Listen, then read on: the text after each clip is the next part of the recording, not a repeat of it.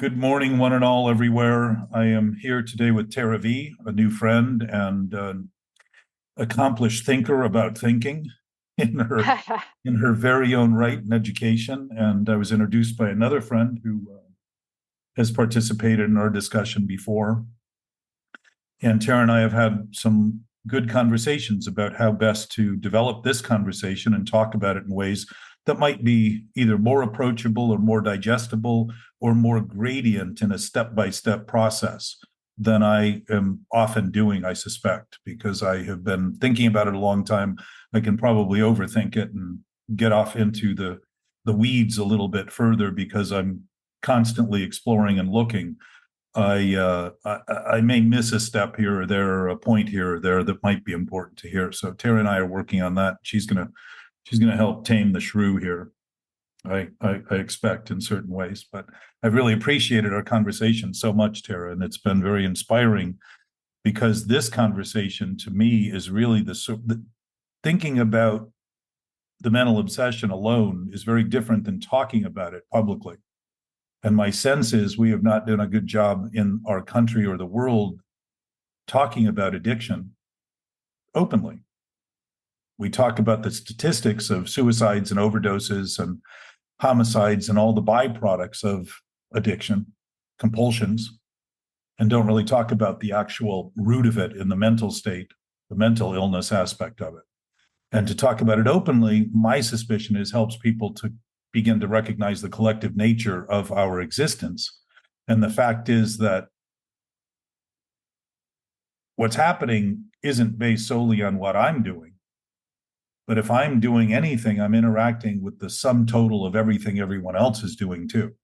And to think of us as separate from each other really sets us on a course that feels lonely and disconnected because of the choice I make to feel separate and to make believe I could be separate when I'm intimately engaged with everyone everywhere.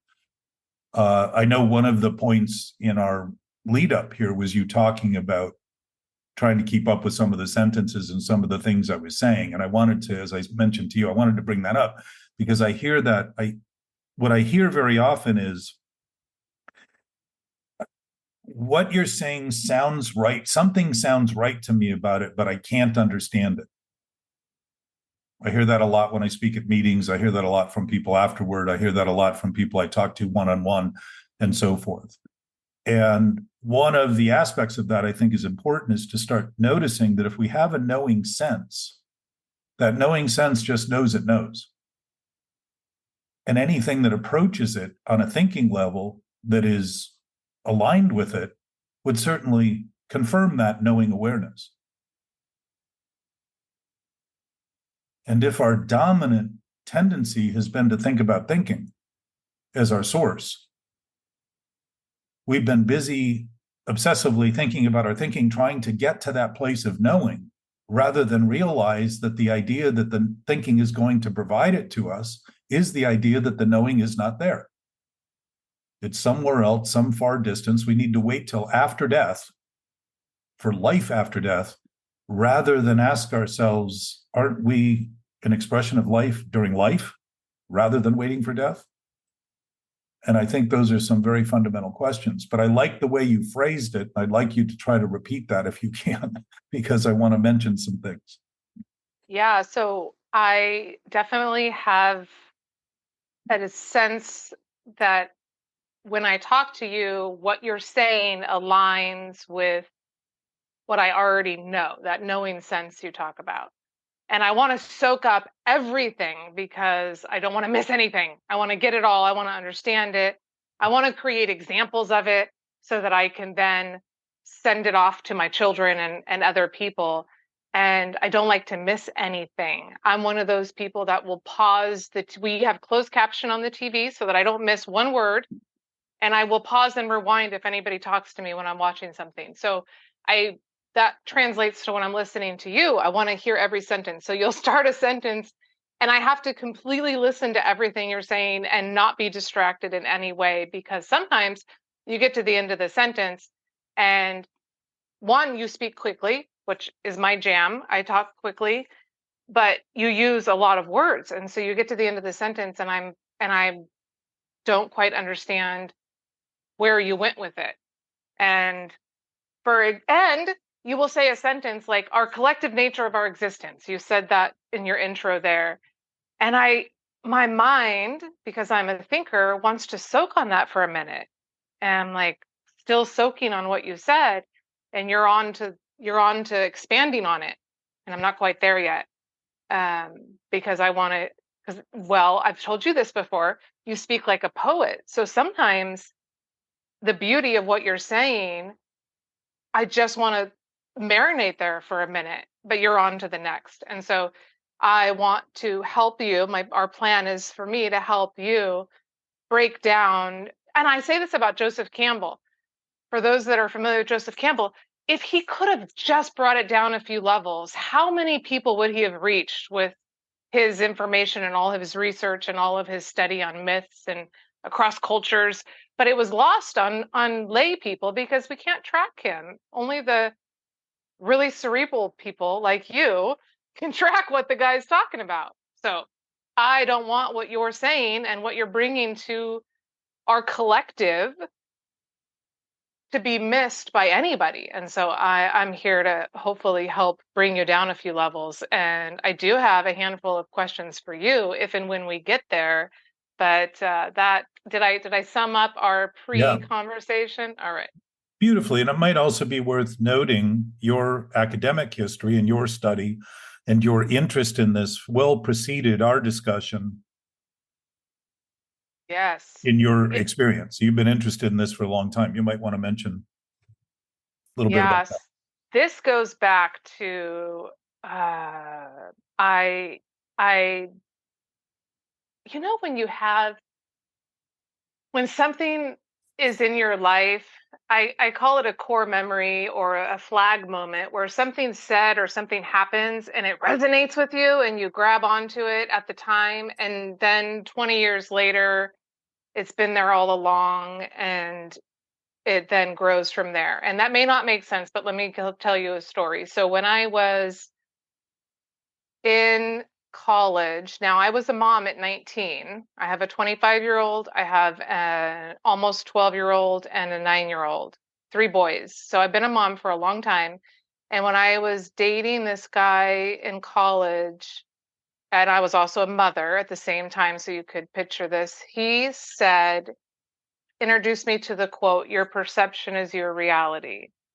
And I just loved it. I just thought, interesting, we're all living in our own worlds.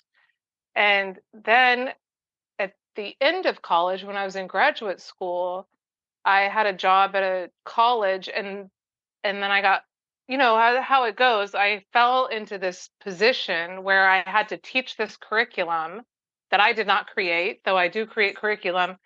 And I had to teach this to these college students in a college success class, and it was based all around self-talk. Lou Tice, that's was the gentleman who created this program and this curriculum specifically for vocational college students, but he talks about self-talk and he bases everything on self-talk and how our thoughts create our emotions and that creates our behaviors. And I've since broken it down more than that.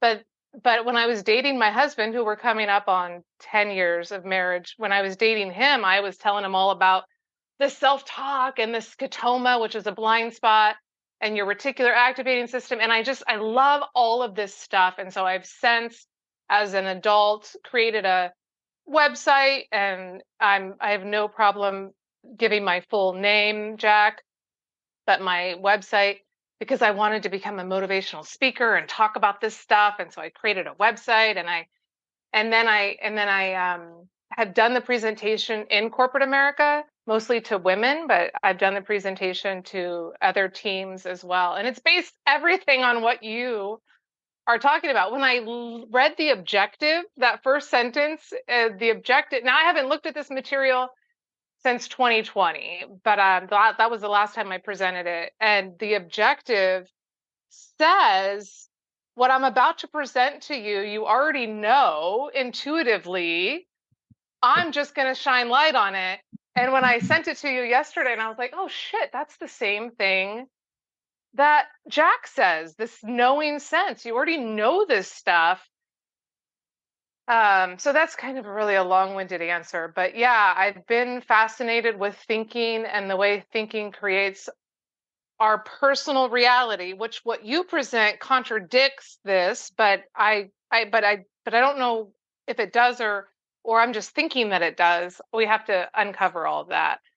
But yeah, I'm obsessed with thoughts. I love Wayne Dyer. I've read so much of his stuff, and Emmett Fox even gets a lot into thinking and thoughts. And so anybody that focuses on thinking and thoughts has my attention immediately because it's the one thing we can manage, right? I feel like I can manage my thoughts. I can turn them off. Where that's the benefit of meditation is turn your thoughts off and sit with your knowing sense.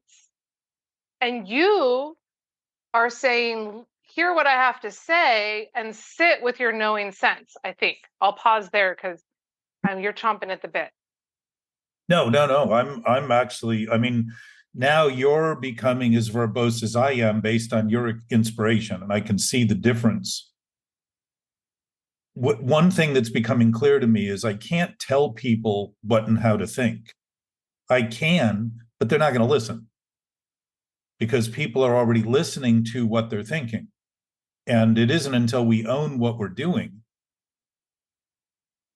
that we can actually concede that we actually knew it all along. Well, we can't tell people how to think. We can't. We're just going to meet resistance. Sure, but we can give specific recommendations or suggestions on how to manage our thoughts. Because, who's the other guy? I can't read him either. I have two of his books, but he's too good for me. But he ended up committing suicide. He was a writer. Oh, the infinite jest.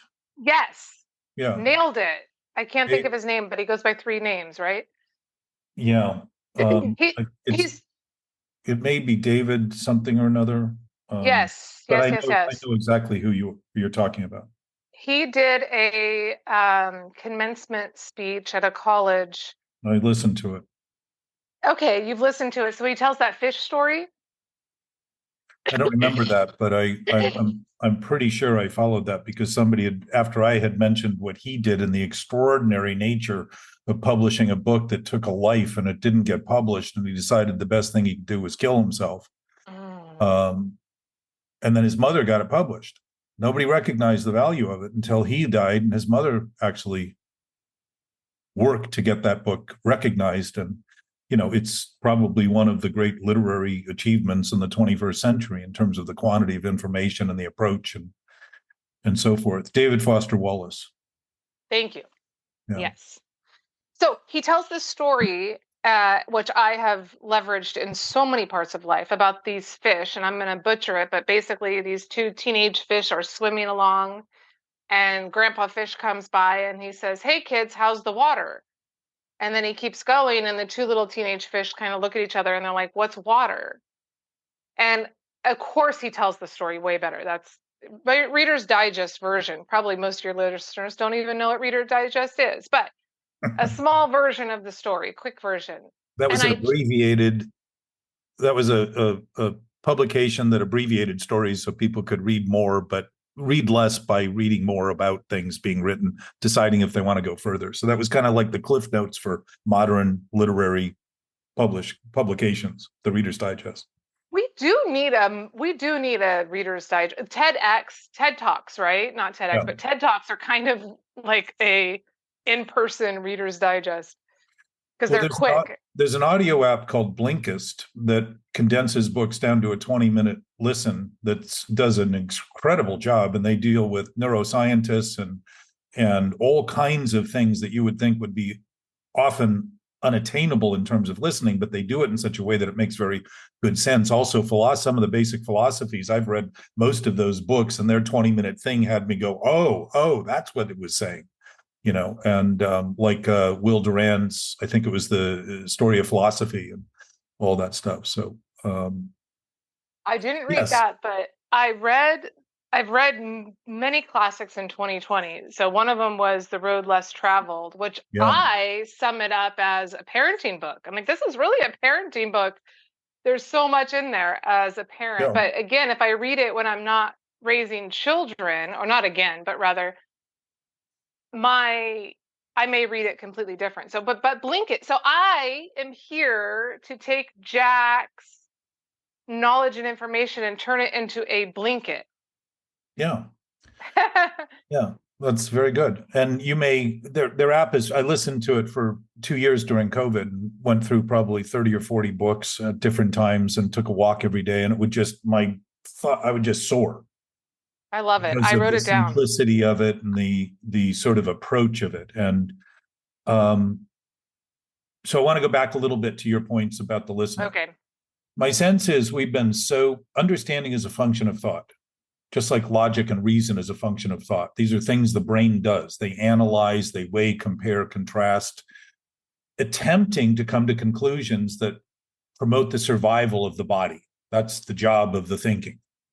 The brain is designed to support the body. But if I think my body's separate from everyone else and I'm at odds with everyone else, I have now turned the thinking against my body because now I think everyone else is an enemy rather than simultaneously also thinking that the best favor we can have is to favor one another rather than simply favor the self we call ours at the expense of having a relationship to everyone else with everyone else, and start to see that we share a common nature in our bodies with brains. We call the brain the mind, but I would say it's not the mind. The brain is designed to express the mind, which is that greater sense of knowing, and it's a channel for the mind, like a prism channels the light spectrum, gives you the rainbow if light is passed through it. The light is white in total, all the colors add up to white. But when it is given something, when it's run through the crystal or the prism, whatever it is, it splits it. It shows you that the essence of that light that's white is a rainbow color: red, orange, yellow, green, blue, indigo, violet, I think it goes. And all the infinite variations in between those things that are incalculable because they're so tiny. Any variation, if it's any bigger than absolute no variation, is actually taking some of the variation from the other variation, just like a point in math can't be made, because if a point has any size, it covers other points.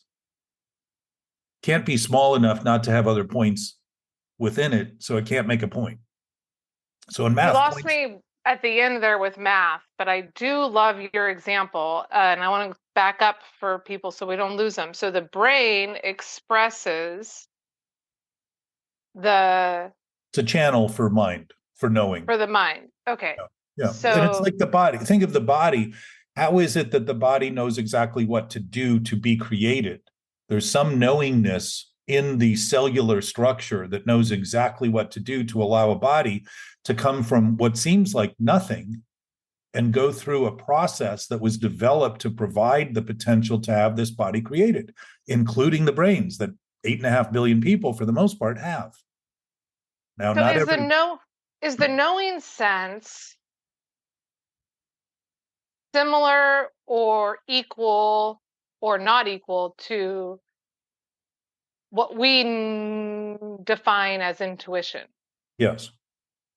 So Same? intuition by definition, not ironically, to your point, is knowledge beyond reason.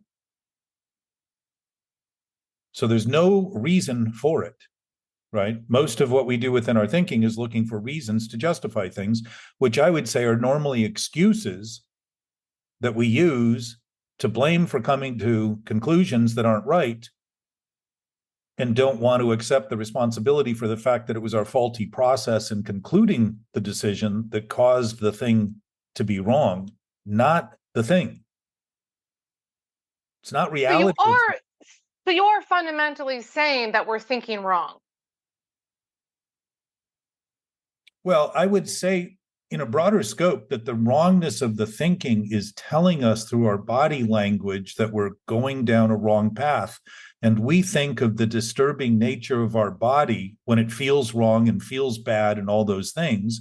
Given that we're addicted to the thinking, we think of those things as things to escape and get away from, rather than a perfect curriculum for what we are doing that is wrong, which once again reinforces that we know better. If we didn't know better, we wouldn't struggle. Struggle would be our nature, and we would feel achieved by having anxiety and stress. We would feel the greatest achievement we could have is anxiety and stress. I was just looking for a yes or no. Yes or no? Yes, both. This is what my husband says when I ask him a question. Yeah. I'm like, is it this or this? And he says yes. Yes, yes, exactly. Okay, fair enough. Well, fair enough. And in a sense there, part of understanding, and this going back to the point earlier that you were talking about, you mentioned sometimes you want to grab on and hold on to or just to what you say. Is that what you mean? Yeah. Yeah, because I want to process it. Right. I want to process it because I, like a puzzle piece, I want to figure out what other puzzle pieces in my experience does it fit to.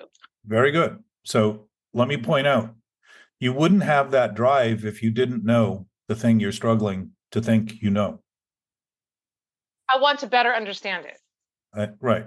So what we're doing in this conversation is saying the primary nature of our existence is being. The fact that we exist is a being presence.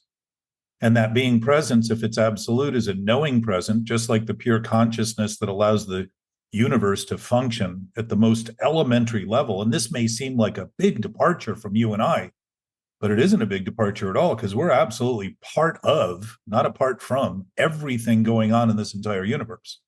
And I would suggest we're also a part of everything that isn't going on in this entire universe, that allows that consciousness that is absolutely thought of as supreme, but it isn't supreme to the consciousness. It's simply the consciousness. Spirituality isn't an elevated sense to spirit. It's just the state of spirituality. It's just the knowing of the knowing. It's the awareness of the awareness. So if you, in your thinking, didn't know that there was a possibility for you to know that thing, you wouldn't struggle to try to comprehend it in your understanding. Okay, say that again. Say that again. Say that again. If you didn't have a greater sense of your knowing, you wouldn't bother to try to understand it and achieve it in your thinking, because you would simply succumb to the fact that you can't possibly know it. So essentially, you know, because I have the knowing sense, I want to understand it more. Yes. So think of the way we think of thinking. We have to hold on to things. We have to apprehend things. This is true. Who are apprehended in society? Fugitives, generally. Right? So we want to apprehend things. We want to grab things. We want to hold on to things, right? It feels good. It feels good. An infinite source, though, can't be held on to, because there's no parts and pieces. It isn't a spatial dynamic. So when we're thinking about the addiction to thinking has had us get the impression that thinking has to conclude at first before it's real, that we have to perceive it before it can be reality, rather than see that reality is, whether it's perceived or not, is still reality right now.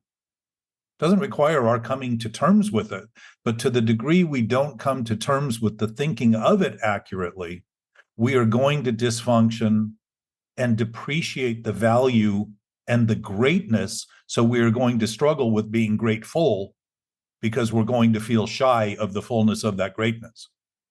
We're going to feel disconnected because we think we're not achieving it, because we really haven't come to terms with the fact there is nothing to achieve in it. And yet, within the thinking we do, our functional capacity to realize the fully actualized abilities we have, and the fully realize the actualized abilities, which we call self-actualization and self-realization, is to actually realize what's happening as it's happening now, not as we think it is or should be or wished it was or might be someday if we do something now to get there, but start to say, like the fish, it's interesting that fish don't know they're in water, but they certainly know how to swim. So when they wag their tail, they move through the water. They know to do that. So they don't have to think about it to be able to do that. We don't have to think about life to be a part of life. We don't have to think we exist to exist. As a matter of fact, if we didn't exist, we couldn't think we didn't exist. So to think we shouldn't exist or don't fit or don't belong is all based on the fact that we fit and belong and exist. It's crazy because we've been trying to have thinking do for us what it can't possibly do, because reality has already done it. It already is it. It isn't doing it in a process. It is it in a present state of absolute knowing right now for everyone, everywhere, and everything everywhere, and everything we don't even think of as a thing. All of it, everything, in an infinite sense. So I would sum up your foundation, or say we're presenting this to somebody, and We are. okay, so we're presenting this to somebody, your stuff. So collective nature of our existence has to be something that somebody would have to buy or believe or agree with in order to digest anything you're saying. Well, you would think that based on the idea that we think belief gets us somewhere, or faith gets us somewhere, or hope gets us somewhere. But if you think of those things, if I'm having hope in hopeless things, I'm having hope that a lie is going to become true, I feel hopeless naturally. And if I have faith in something that has no faith, that isn't faithful, like a lie becoming true. A lie is only based on the idea that it's true. The one thing it can't possibly be is what it claims to be. What does that mean it is? Absolutely nothing. It's actually confirming its own lack of existence in the claim that it isn't what it is. And yet we live on that basis and feel confounded by it and think there's more we need to do to straighten that out, rather than say, there's nothing to straighten out in a delusion acting as reality or fantasy acting as reality. There's nothing there except the idea that we think it's real because we're thinking it's real. We've given thinking credit for reality, and we've discredited reality for being reality. So how do you help somebody make the leap from living in, say, a really crazy existence, non-reality, to really accept reality as it is, if it's not by belief or I'm not saying um those things can't be useful, but when okay. you're believing in something believable, you never need to believe in it twice because you know it's true. Just like if you do math and you're struggling with all the math you're doing because you think 2 + 2 is 5, and then say, maybe it's 4. Maybe it's 4. I'll just go out on a limb. Maybe 2 + 2 is 4, and all of a sudden the math all straightens out. Because the basic thinking has been wrong, the presumptions have been wrong, the conclusions have been wrong, when we felt wrong, and we felt we had to get over the wrong and get through the wrong and feel better about the wrong, which actually doesn't do any of those things. It simply confirms the wrong and makes it actually grow, because now we think it's something to get over. There isn't anything to get over when you have a thought that has no basis, except to get over that there's any basis in that thought. And how do you do that? Well, How do you get over the basis that there's any truth in the thought? Jack Kerouac said the enlightened man, and I suspect he was referring to women because he loved women ferociously, according to his books, recognizes that they've always been enlightened. Once they're enlightened, they recognize, I've always been enlightened. It's to remind people, this conversation is so scarce, in my experience, that we have developed a language and a history of talking about narratives and fairy tales as being reality, that to think of something we've been searching for as being where we've always been seems preposterous, because it would seem completely idiotic to have gone so far for so long and developed so many convoluted cultures to justify all the excuses we've been developing to claim we have nothing to do with it all, that we're victims to it all. Rather than simply say, that same knowing sense that you know, that you refer to is the essence of you. That isn't to self, because it's what you and I share. It's what we all share. It's what allows the entire universe to function. And we might think that this is grand to talk about the universe, but we happen to be in it. We are part of it, not apart from it at all. So it isn't grand to talk about it. It isn't huge in this conversation when you begin to admit it's just the universe, the one we're in, the one we've always been in. It isn't bigger or smaller than it is. To change thoughts, to think we need to grow them to overcome something, is to once again think that thoughts are the solution, and that we need to get credit in our thinking before we can have the credibility of the reality that we already have and know. That's a bankrupt idea. And I don't know. I don't know, because if I'm walking around, what if you know? if I'm walking around and I have been denying my intuition, Yes. so I am disconnected from my knowing. It's there. You're saying Well, you your think you are. premise. You think you are to excuse what you're doing so you can continue to act irresponsibly because you think there's nothing else you can do. That basically defines addiction. I have no other choice but to do what I've been doing because I'm not thinking I have anything to do with it. And what does that lead to? I can't do anything about it, so I might as well just continue. It's exactly the formula for addiction, for any compulsion. Which fundamentally is a problem with thinking. I would say. So to solution that, we And need it's to the change application. people's thinking. No. Yes. No. We don't have to do. Don't throw a lot of words at me and talk me out of this. We don't have to do anything. Okay, we don't have to do anything, but people are fundamentally getting sick because of their thinking. The demand will always be met with resistance. And ultimately, think about in sobriety, for instance. Nobody gets sober because someone else tells them to, or that they need to. Sobriety ultimately is the decision of the individual that they have a problem, that they have dug the hole deep enough to say, I'm at the bottom. I don't want to dig anymore. I'm done digging. I'm going to admit. I would say they got to that point from changing their thinking to I got this to I don't got this. I need help.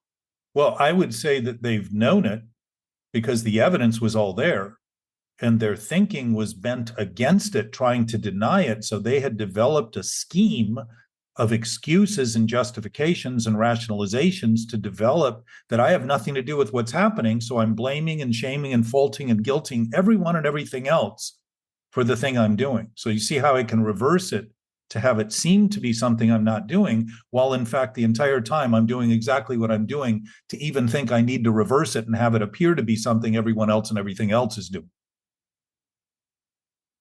Why would I reverse it if I didn't know better? Why would I go through that whole exercise and spend so much effort? So you had said before, because I wrote it down, that we don't cure the disease, we treat the effects of thinking. Yes? Well, in typical compulsions, there's 150 different 12-step programs, roughly. Each one of them is based on the exact same premise. But they're dealing with different symptoms, which are identified as symptoms, not the disease, but symptoms, symbols of the disease, of the underlying problem. In every case, No, I'm sorry, you go. In every case, those symptoms are the result of, they're various symptoms, the result of the same thinking that I can turn a lie into truth. So I'll go back to, if we want to get this information out, we want to help people be in their knowing sense in a more holistic, constant way. I don't know if I'm wording this right, but we fundamentally, people are thinking wrong. It's up to them. It's up to them. Sure. Yes. It's up to the person. If you came to me, why. Okay. They know already. If I tell them they have to do something, think about the word have. We talked about this the other day. Oh, yeah. If I have to have something, I'm using the word improperly for the definition. Having is a possession. If I have something, I have something. If I have something, I can give something. If I don't have something, I can't give that thing. But when we have to have something or have to do something, that's very different than having something to do. Having something to do is simply a choice. I have decided I'm going to do something. The having to do it is a demand, and we've cloaked that word with a meaning that it doesn't have in history. And as I told you, I went through the etymological Oxford Dictionary looking for the root of it, and it was always a possessive. I have something. It wasn't a demand. It wasn't an insistence. It wasn't a requirement. It wasn't a shall. It wasn't a must. It's just something I have. But we use it in a way that we have to do this. Well, if we already know it, there's nothing we have to do. Now, the question is, why do we keep doing the thing we think we have to do in the name of trying to save ourselves? And I would say that's a mistaken idea about who we are.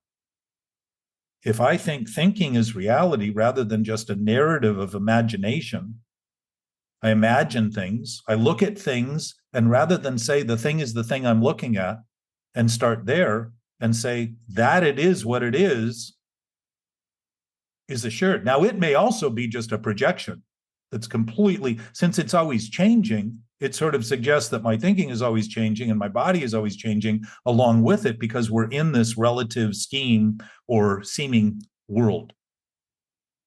If I'm looking at it and saying that it is very different than me saying, I think it is what I think, which is what you talked about in terms of the self-talk.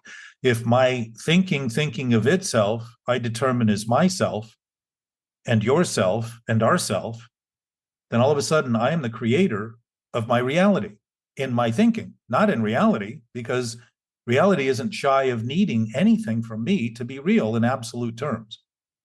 So if I think See, I'm creating it, I'm just simply manifesting an effect based on a thought that isn't true. And what's the effect? I need more and more and more and more and more to prove I'm right. Always. Same thing in the first step. I thought I could control and enjoy my drinking. So what I did was drank more and more and more to prove I was in control. Drinking out of control to prove you're in control, I wouldn't say amounts to insanity, right? So thinking more about our thinking isn't going to get us in a place we already are. If you are sitting where you are right now and you don't think you're there and think for sure your life depends on finding that place you need to be, think of all the complications that would come out of that thinking while you're sitting there the whole time. Your feet are always where your body are, always where your head is.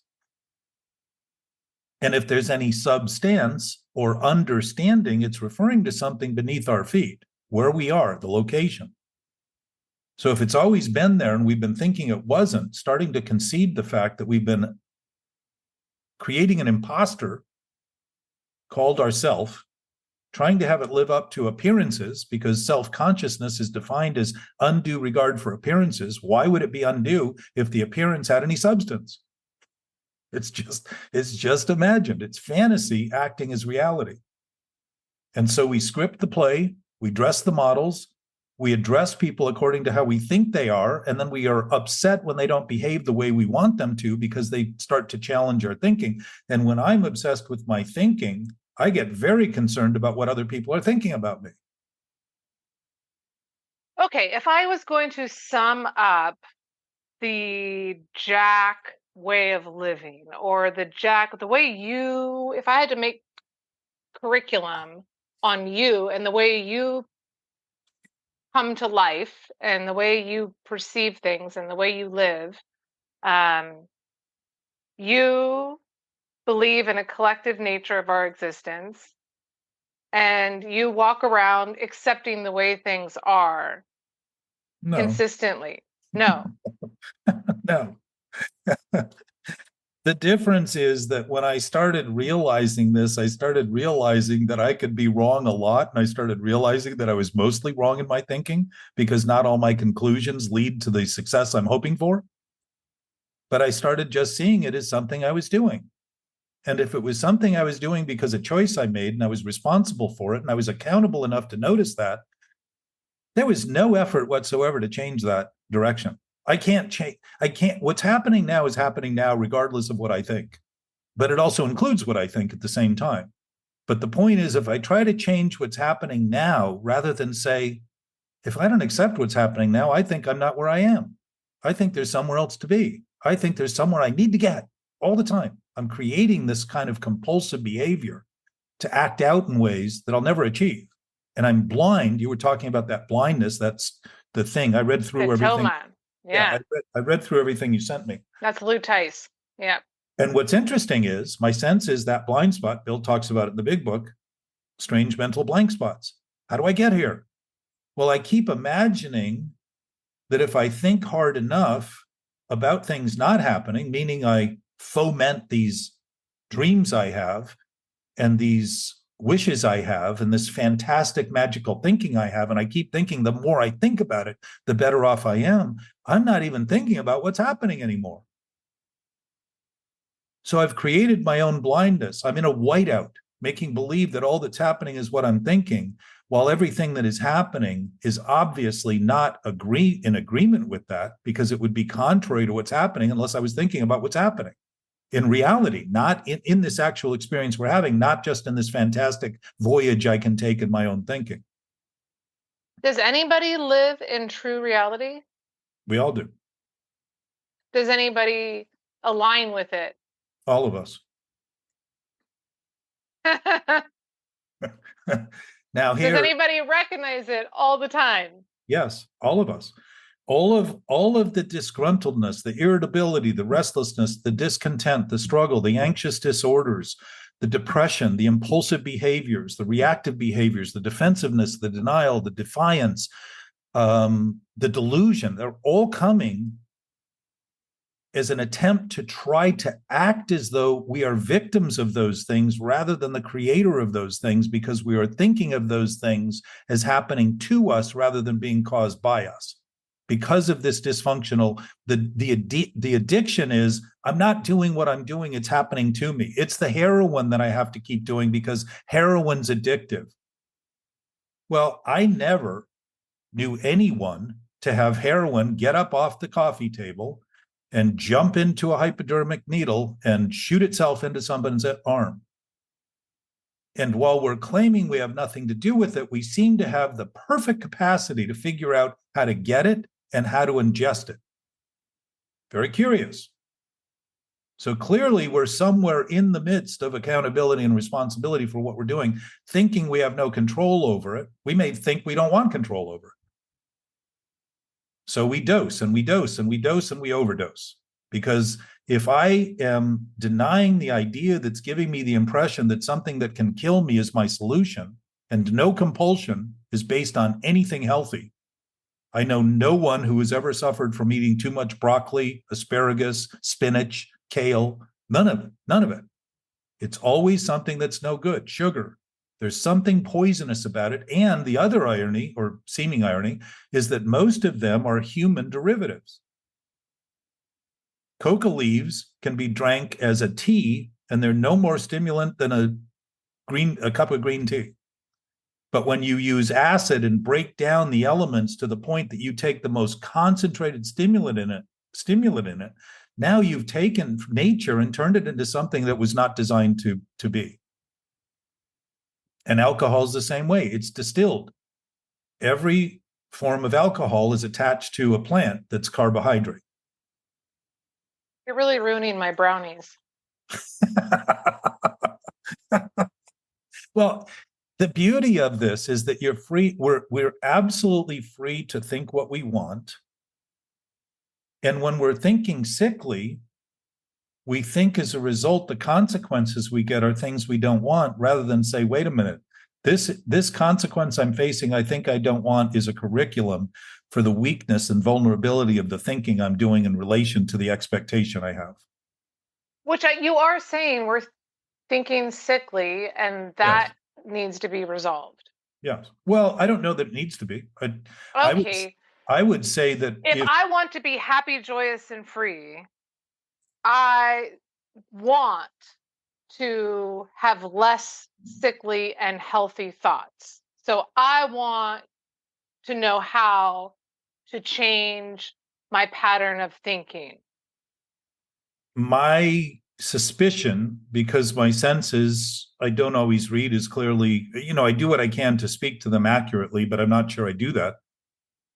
My suspicion is that if this intuition we're talking about is accurate, then we start doing things we don't think we should be doing, and we start exceeding our thinking quickly when we start noticing. If I start to think of the fundamental, if fish could think and they had to start thinking about whether or not they were in water, their day would not go as smoothly as when it did when they didn't have to think about it, when they didn't have the possibility of thinking about their thinking about it, right? So we're rare. Yes, We're rare as a species that we can even think about our thinking.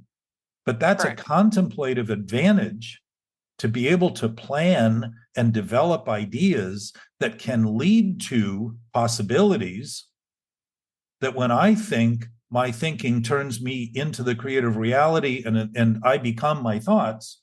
I am now at the most core aspect of my thinking wrong. And I'm basing my thinking on trying to create and overcome the dilemma I've created by thinking more about it, but I haven't changed the elementary thought. So I'm still in water swimming, and I seem to have perfect capacity to swim, but now I'm thinking about it all the time, and I'm filled with anxiety and dread. So what am Well, I I going to don't do? know. If I'm given tools, for example, in my 12-step program, which I'm very active in, I did not like the judgment that I was doing in my head about other people. I did not like it, and I replaced any thought of judgment with a prayer. And I would say that prayer, the Our Father, it happens to be because I've known it since I was a little tiny person.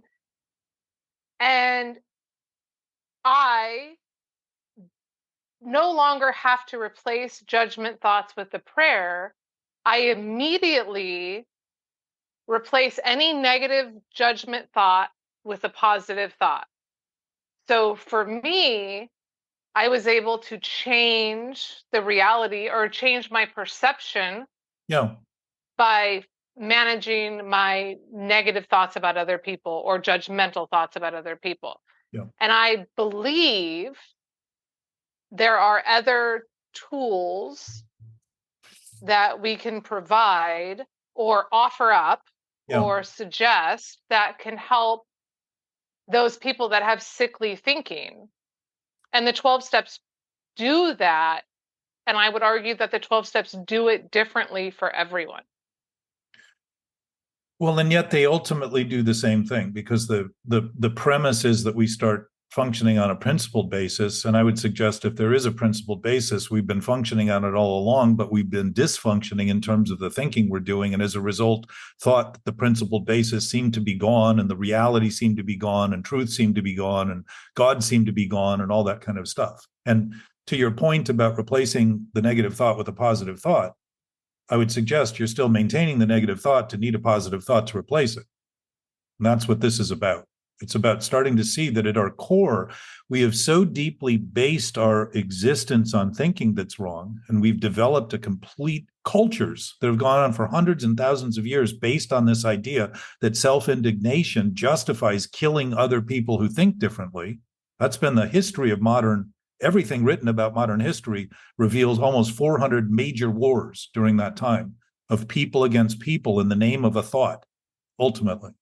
So I would say it's a pretty well-rooted concept, self-centeredness, this idea of self-centeredness and selfishness. And I own my reality, so you must also obey the dictates of mine, rather than see that the freedom we each have to create whatever we want, including thinking we have our own reality, is actually well within the loving bounds of boundless freedom. So my sense is part of what I would like to reinforce is that if we look at things in the most elementary point, not in all the fractured versions of things that we're trying to correct just to tolerate our existence on a daily basis, but start looking at the most fundamental issues, like the fish just conceding it's in water. If the fish was in water and thought it wasn't in water and then said, no, no, no, wait a minute, I'm actually designed to be in water. It's part of my nature. And I'm just going to let nature be nature. If we did that in our thinking, we would also all of a sudden notice that we have a great awareness to be able to say things in ways that are much clearer for others to get because they already have the thing. And now they're not battling over the words because they're starting to use their own words. And part of what I'm coming to terms with is I can't tell people how or what to think in my words, but I can suggest to them that they can certainly develop their own language around this, like you were talking about. It doesn't mean they're creating their own world. It just means that they're using the freedom they have to make choices of how they want to think. And it seems to me that's the fundamental choice we have, is what we think and how we think and what we do with our thinking. That's a freedom of choice. That's if I can be so free as to think killing myself is the only answer, that's a pretty broad freedom. And we're witnessing today suicide at an all-time high. We talk about the statistics and we talk about it being at an all-time high.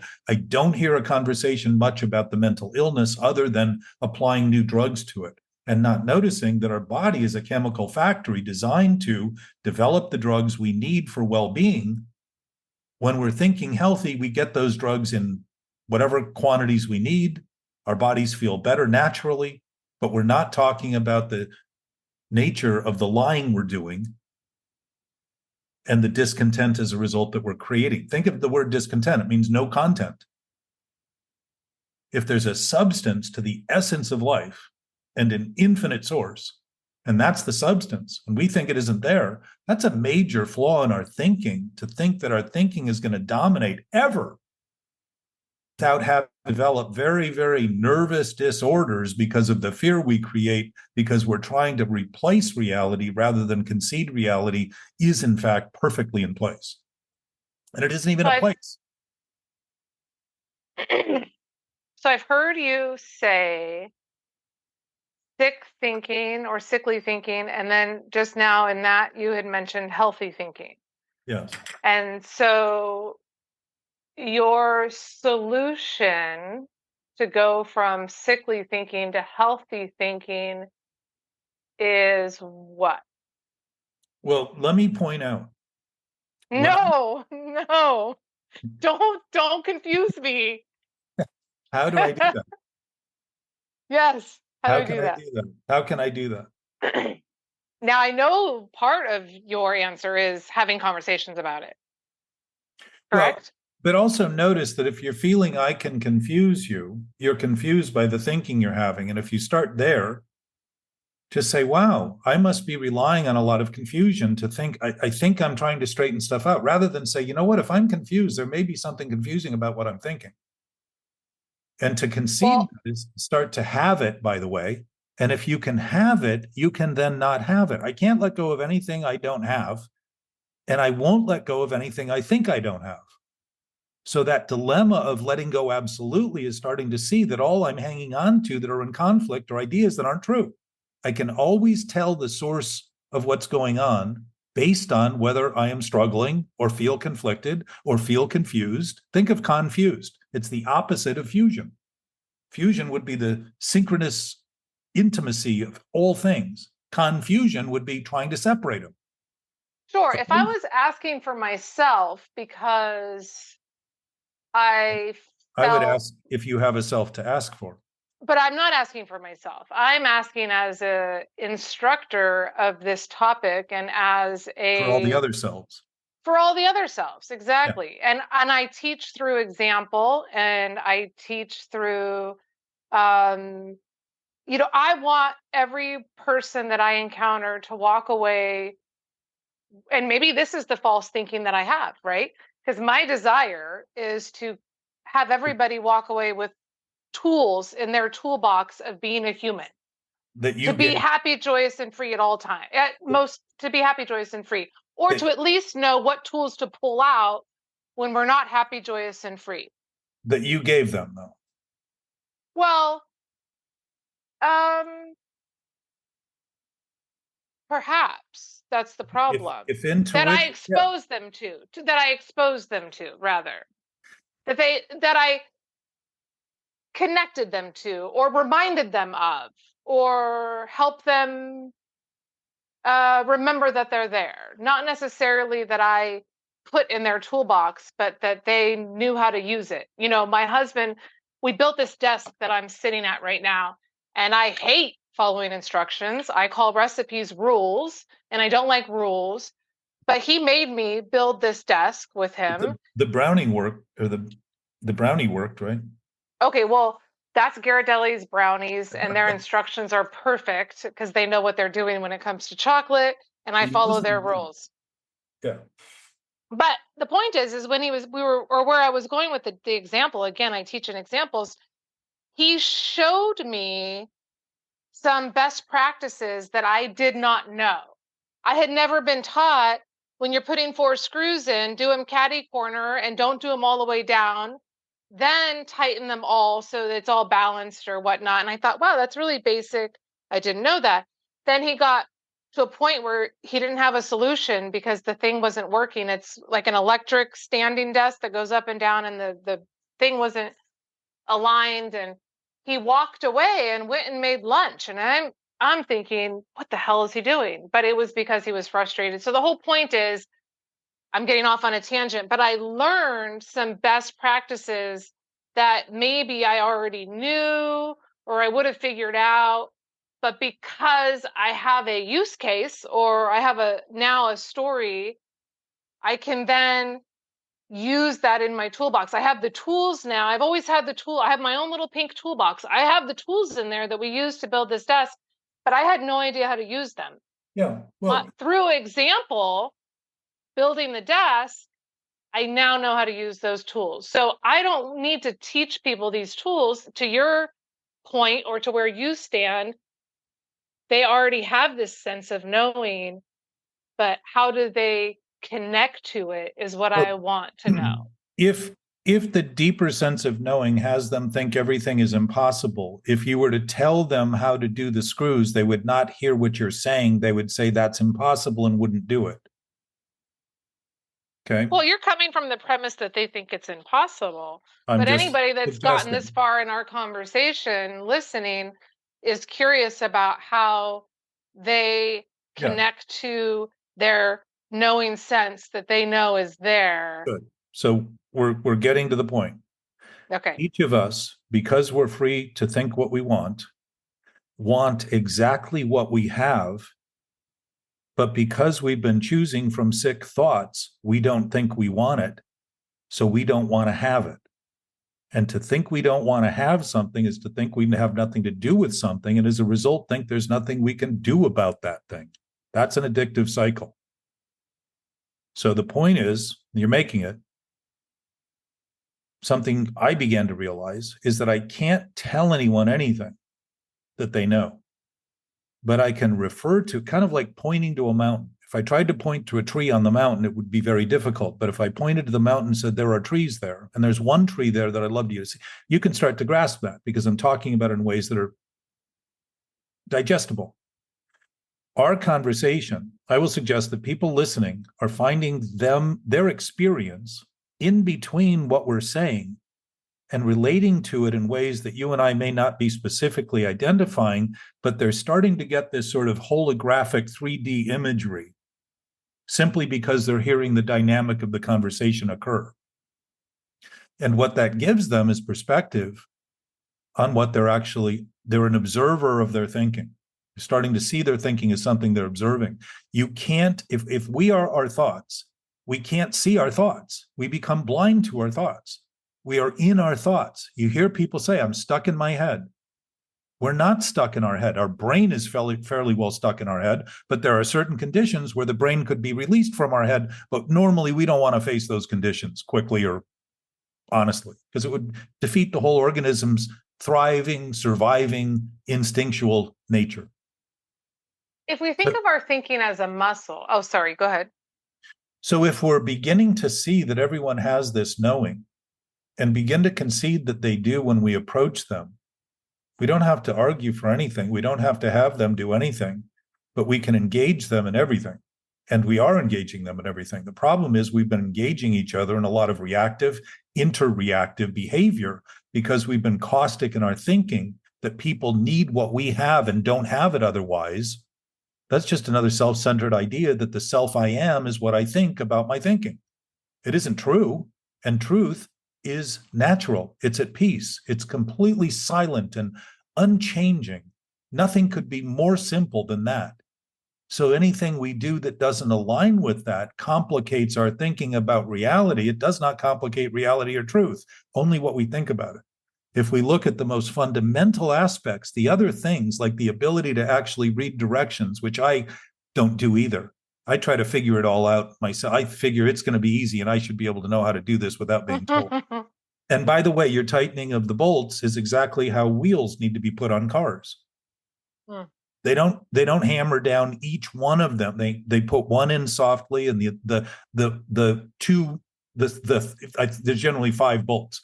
They'll go to 1, 3, 5, then 2 and 4, and then keep tightening them down so that there's an even pressure on it, rather than one initially setting up the others to not be able to be tightened all the way, or to be tightened too much so that there's an inequity and a wobble to it. So, but if you think about that, it's about stability versus instability. It's about structure and realizing the potential of something to function, rather than just slamming those things in there and hoping it's going to work and find out 2 years from now that the leg is falling off because it's been screwed in so tight, the threads can't hang on to it anymore. So our functional capacity is dependent on the essence of our recognizing, our reckoning with our spiritual nature. And I use spirit as a word, just like we use God as a word. It is a reckoning with the fact that if that is absolute, then it isn't negotiable and it's not optional. And it's been that way as long as we thought it wasn't. And to the degree that we thought it wasn't, was to the degree we thought we were the creators of reality. And I became only what I thought. And I became very susceptible to any conflict, because if other people didn't think like me, I thought my life was threatened by their thinking. And I would say things like, "You hurt my feelings. You need to stop doing that so I don't feel this," when I am the one maintaining the thing that is hurting, and not giving myself any credit for what I'm doing, because I'm trying to discredit what I'm doing by making believe I'm not doing it. And that's insanity. This is the idea that what's happening isn't happening, and all that's happening is what isn't happening. My thinking about things is what's happening, and nothing else is actually happening. That's a fairly, you talk about leaps. That's a fairly big leap. We don't have to take a leap to get back there to begin to say, this is delusional. There's nothing there to hang on to but the idea that it's real. If I think the dream is real and wake up, we normally say, what a relief. The nightmare is over. I'm not being chased by the dragon. And yet during the day, we live in these dreams and think we wake up because we have a new thought about the dream, but the thought's still based in the fact that we think we're going to figure it out. We're going to get to the bottom of it. And the bottom of it for us is a grave. It's that digging we're doing to find the bottom, where we finally say, you know what? I've dug enough. I'm not digging any further. I'm now at a point where I want to look up, and I want to start to climb out of this hole I've dug. And I want to start to activate my capacity to be active and take affirmative action based on principles, based on things that are known rather than things that are simply imagined to be reality. And then all of a sudden, all those little pieces, I don't know how to put an IKEA shelving unit together, for instance. It might take some direction to follow. I don't have to think that I know that intuitively. But if I know that I can know it and can function on a basis that is prescribed and described, I start becoming a better listener to the advantage I'm getting from other people's perspective. I start growing from that rather than fighting it and thinking I have to be alone to not hear it and be challenged. That changes everything in my capacity to start functioning. It's how we sent things to the moon, even though people debate that we did it.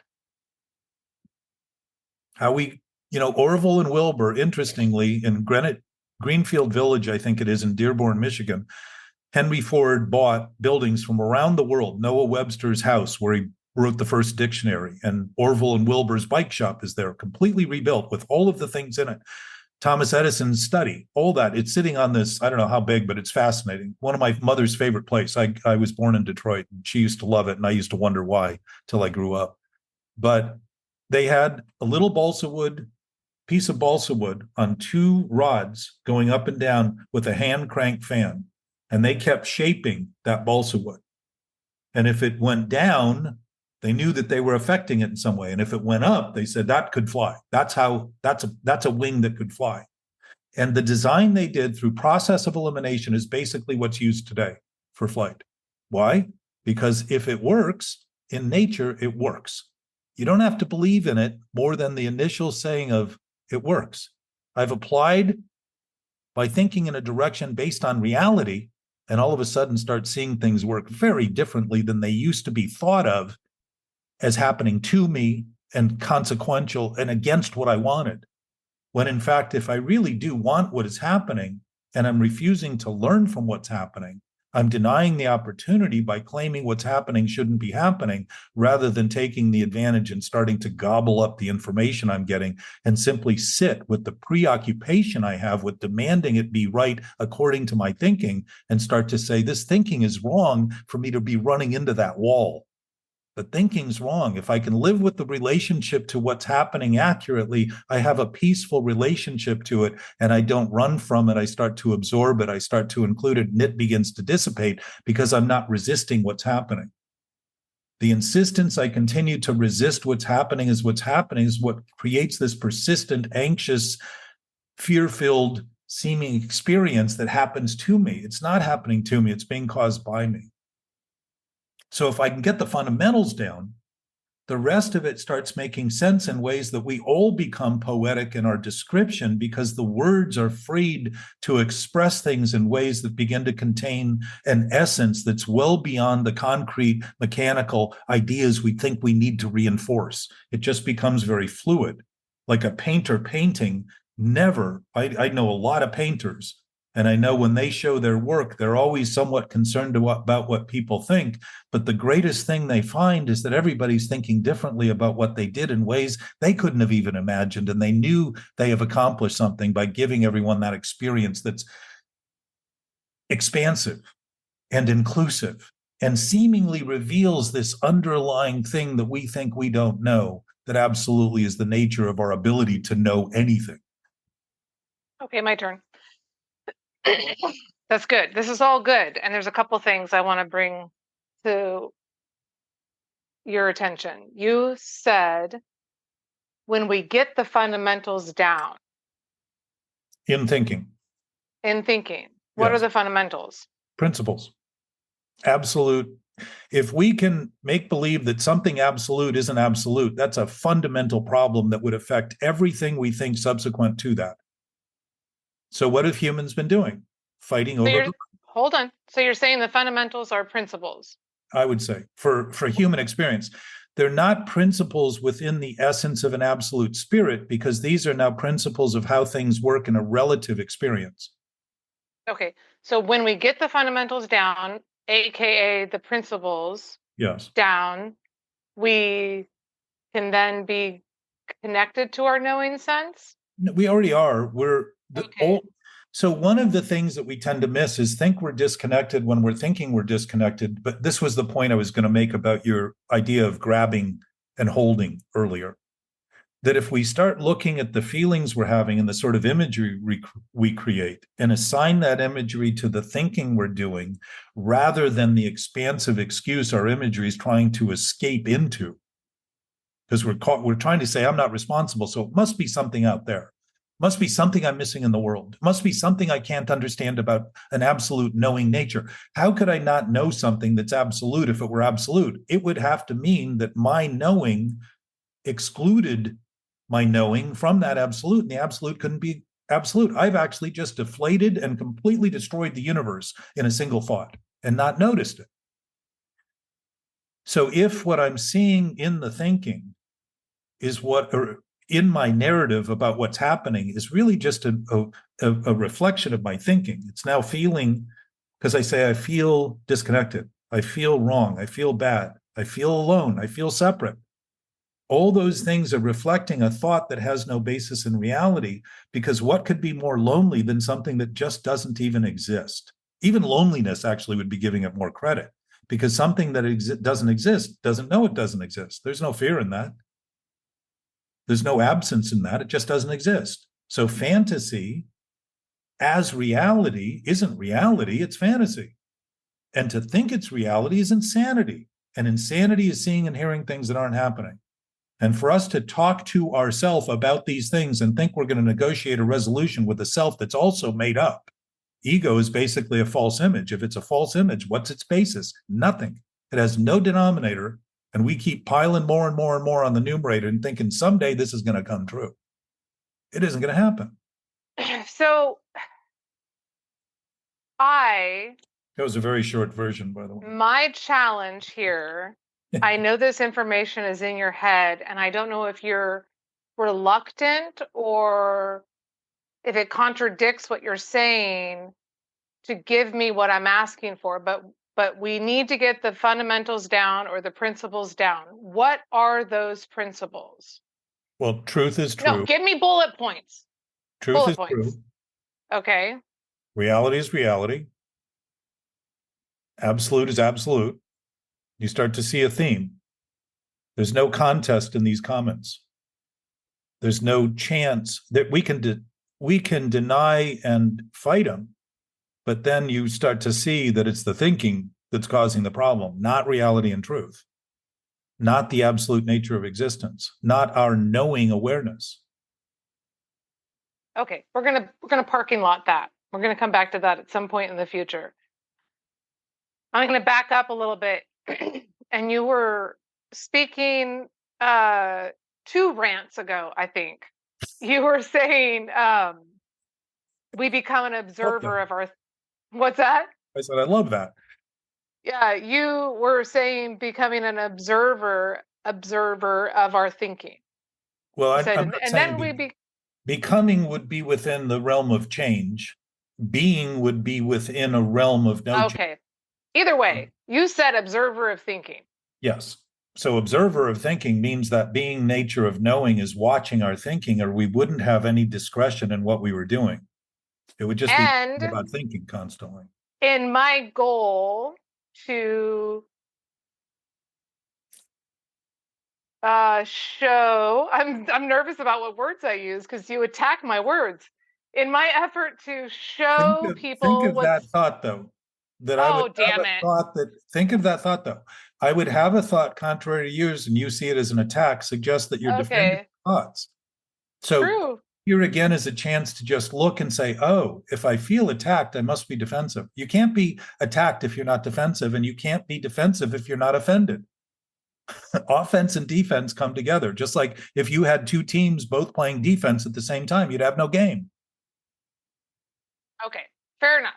This is good. That's a good example. Okay. So in my goal, I would like to, well, let me back up. Let me just erase that. So in my presentation about self-talk, I provide tools and tips on how to not have default thinking. I call it David Foster Wallace calls it default thinking. And I think our default thinking is different for all of us because we all have different trauma and different Yeah. experiences. And so our default is everyone's very different. I have a friend of mine who But in that way, literally, it's all the same. In the idea that it's all different, it's all the same because we're just differentiating ourselves, just like we're thinking ourselves as individuals apart from others, rather than simultaneously a part of everything. We think of ourselves as presently apart from everything. That's the loneliness. That's that idea that somehow I can be alone and I can be separate. It's impossible.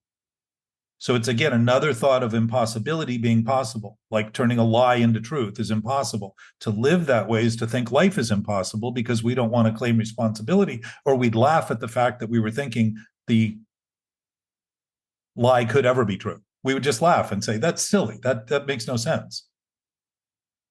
But we don't take it, we take it so seriously as to die over that fact, pretty historically. if somebody's listening to this I and hope they somebody's want listening. and they want to walk away Yeah. with something they can do differently, one thing I think we could say is become an observer of your thinking. Well, I would say you are an observer of your thinking, and you wouldn't be so doubtful about your thinking if you weren't. That doubt and Okay. uncertainty prevails it's like guilt and shame. We feel guilt because we're guilty for doing it. We feel shame because we're ashamed of it and pretending it's not happening. That whole thing we're posing, we're ashamed of doing it because we realize it's so silly to make believe that wearing a mask means I'm no longer my essence. I'm looking in a mirror and fighting with the mirror to take the mask off and telling them the mirror's to blame for my mask while I'm wearing it and standing in front of the mirror. That But it's seems a habit. ridiculous. But the thinking is a habit, right? It's a habit. I First don't of even all, think about it. So hold on. People will fidget with their earring, right? And they don't think about it. It just happens because it's a habit. It's just a habit. And though I'm aware that I do it, I'm not thinking about it when I'm doing it. It just happens. you think I'm you're not not thinking. making the choice You to think do you're it. not thinking of it. You think your arm is just all of a sudden spasmodically grabbing your ear, and there's Yeah, something in because there. I'm not consciously thinking of it. I am thinking about the work I'm doing. And when I write, I have this fidgety habit and I So don't you have a even. very narrow view of your brain's capacity to function. Okay, there we go. That's something. Okay. So talk to me about that. Well, how could your arm just all of a sudden, on its own, as though it has a life of its own and just returned from vacation, start picking at your ear if you didn't have something to do with it? Well, consciously, I'm totally unaware. But you think your consciousness is limited to what you think you're aware of. Is that not true? Well, I would say that's a fairly narrow view of consciousness. If we have any intuitive capacity at all, it's everything that we think we're not aware of begins. If I think all I am is my thinking, I think the horizon of my thinking spells doom because anything beyond it is a threat. If I start seeing that actually, when I admit my thinking is limited, that everything beyond it is, in fact, always there, and actually the capacity for that thought to even exist within that realm, I start realizing everything's possible beyond that thought. Everything I rather than nothing. I don't think my thinking is limited, but I do think that my awareness is limited because I'm human and because I have to function in my avatar. I cannot be aware of everything, or I would be. This is like, what if I remembered every single memory I've ever had in my entire life? You do. Consciously, You do. consciously. I'm I saying understand. consciously. I understand. But let me explain something. I would go insane, Why right? do you believe, you know how people talk about seeing their life pass before them before they die? Yes. We think maintaining the life of a self that doesn't exist is our consciousness, and that we would be obliterated by actually realizing the capacity of our brain that has never forgotten anything and has everything on immediate recall. Think of how confounded you feel when you can't remember something. Wallace Foster's name, right? For a minute, it's kind of like, what's that name? What's that? We're so bent on making believe that we don't know what we know that we've actually excused our brain to actually act as though it doesn't even have any memory. It's dementia being created to justify we can't possibly be responsible for everything we're doing. Oh, that would be silly. Well, isn't okay, so trauma Yes. is oftentimes, and I can speak for my own self, I was attacked by a dog when I was a toddler, and I have no recollection of it at all. And thank God, because that We're would be talking really about it right now. traumatizing. We're I'm talking about talking about because I've been told stories about it and I've it. seen Okay. pictures, but I Right. don't have any recollection of what I did to the dog to piss him off. Your And body when does. my body does, Yes. I don't. Yes, And you do. so, okay, You, all right, fair your enough. body is yours. Your body is yours. Okay, so what part of me can't recall those memories? Doesn't matter. If you can't admit now that the trauma isn't back then, there is no past to be traumatized by. It's what we hold it as in the present, making believe it's reality. What greater trauma could we face than make believe that who we are is what we think when we're not, and what reality is only what we think when it's not? What greater trauma could we impose on ourselves than to think that we don't exist in as we exist, that we wonder where we belong and how we fit, and we're constantly kind of clawing at this. I've got to get to that place where I can really express myself. And I can really, it's never where we are. It's always somewhere else we're thinking about getting. There is nowhere else but where we are. The present is an absolute, here's another fundamental principle. The present is where everything, everywhere, including everything we don't even think of is anywhere, is happening right now. It is present right now, including things not happening, because the present state of that knowing awareness isn't happening, it just is. The fundamental source of all possibility for anything to happen. If we start reckoning with that, and we have been pretending it wasn't there, why would we all of a sudden say, my brain is working beautifully, but I completely deny that there's anything more than I think?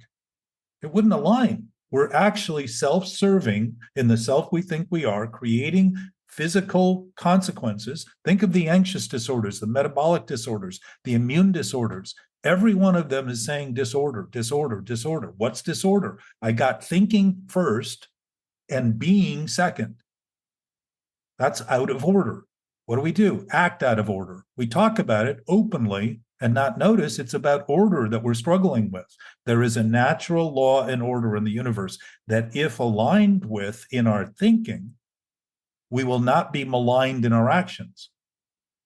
We will not think in ways that we need to try to overcome the thinking, because we will be absolutely doing what everyone already knows, and it will confirm for them immediately in our own presence that they also know it. So when I'm thinking I need to tell somebody something in a certain way, I'm thinking it's up to me to tell them what they know. I'm actually discounting them in the process and just creating more static. And I'm not suggesting that we can't look at, from our conversations that I'm very intent and interested in looking at this and figuring out how to present it in a way that could be so subtle and so easy that it isn't telling anybody anything, but offering them everything that they already know, simply by confirming we're all functioning on a basis that's absolute, rather than one that is dissected or bisected or intersected by all the thoughts I think I need to do and have and all that stuff. I just talk about this. And I've written, as I've told you, probably 1,500 pages. And I don't know that the writing straightens it out, because sometimes I reread it and I'm not sure where I was going. Because well, at least you're self-aware. when I started when the intuitive nature became obvious to me. Okay, tell me about that. How did that happen? Well, it's happened. When were you not like this? I don't know, because when I talk about it as something recent, friends say, wait a minute, you were doing that when you were a teenager. My mother talked to me about omnipotence. She was a Christian Scientist, and Christian Science sort of came on the heels of other religions that were modern 1800s religions, where the same thing that the Oxford group came from, by the way, and the Washingtonians, came out of a series of pastors saying, why are we all Christians, and arguing over, we're debating the Episcopal versus the Lutheran versus the Calvinist. We hate each other. They said that's not what Jesus was talking about. He was talking about love. He wasn't talking about forgiveness. That was the root. And what came out of that was the Salvation Army back, I believe, in 1863 or something, because the guy said, why don't we just help people? Let's do that. Let's just help people, give people things they need. So that started. That's one of the most prolific, sober, free, by the way, most successful sober processes in our country today. And they won't take any money from the government, because the government demands that they do things the way the government thinks they should do, so that they fail. And they know that if they do it their way, they're going to continue to succeed. So they don't take any of that money. Why? Because people don't understand addiction. We don't talk about it honestly. We don't talk about it collectively. We don't talk about it as a social problem. We talk about all the reasons Mexico's to blame.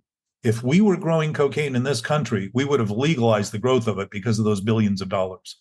We've legalized drugs today that 50 years ago were class 1 felonies. And all of a sudden it's okay to do them. That's interesting. If the law is not supposed to be broken, how is it that we can be in a time and age where we've just conceded people are going to do it because we're not dealing with addiction, so we might as well just let them do it freely? And what's happened? The overdose rate is just skyrocketed. So that's insanity on a social level. So my sense is what's been missing, and Buddha talked about attachment to desire causing suffering in life. He didn't say life is suffering. He said when you attach, you create the suffering. He was talking about addiction. All these variations of commentary, this idea, the default thinking that you just referred to, It's referring to, we've been thinking obsessively so long, we think that's what thinking is, and it's not. We haven't used thinking properly for so long. We literally think that it's the nature of thinking is obsessive. It isn't.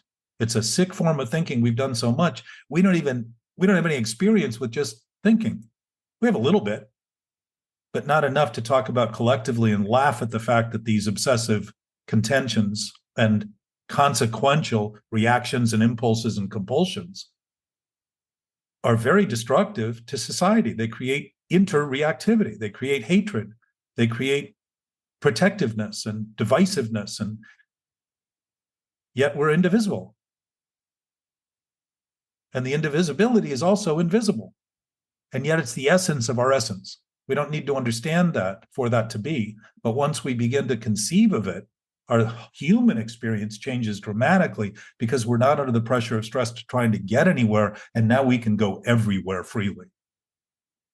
The insanity of the obsession is to think that we don't want what we get when what happens isn't what we thought we'd get, because we were fantastically imagined that any wrong thought I have is going to realize the goal that it sets off for, when in fact what we realize is actually a mirror image of the wrongness of the thought.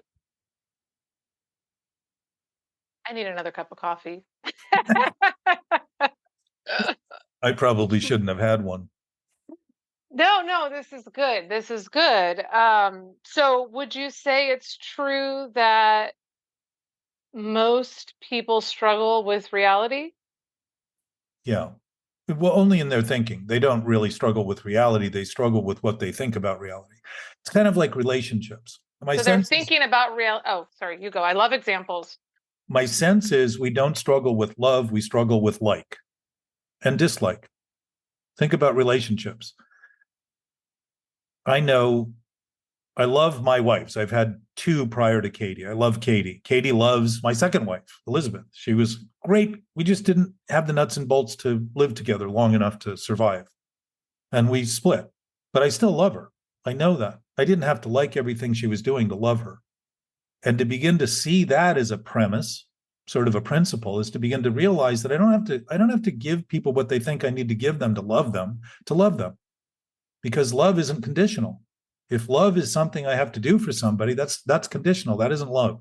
That's a contract. It's an agreement. It's a promise. It's allegiance, loyalty, maybe, all those things. And I can do those things, but I'm not bound to any of those things ultimately. If the loving nature of this absolute spirit is loving, that's why I and you are free to do whatever we want and think whatever we want. And my suspicion is that my will are the choices I make. The choices I make define my will. Why? Because I never make a choice that I don't want something out of. I always make choices because I want something. And there's nothing wrong with wanting things.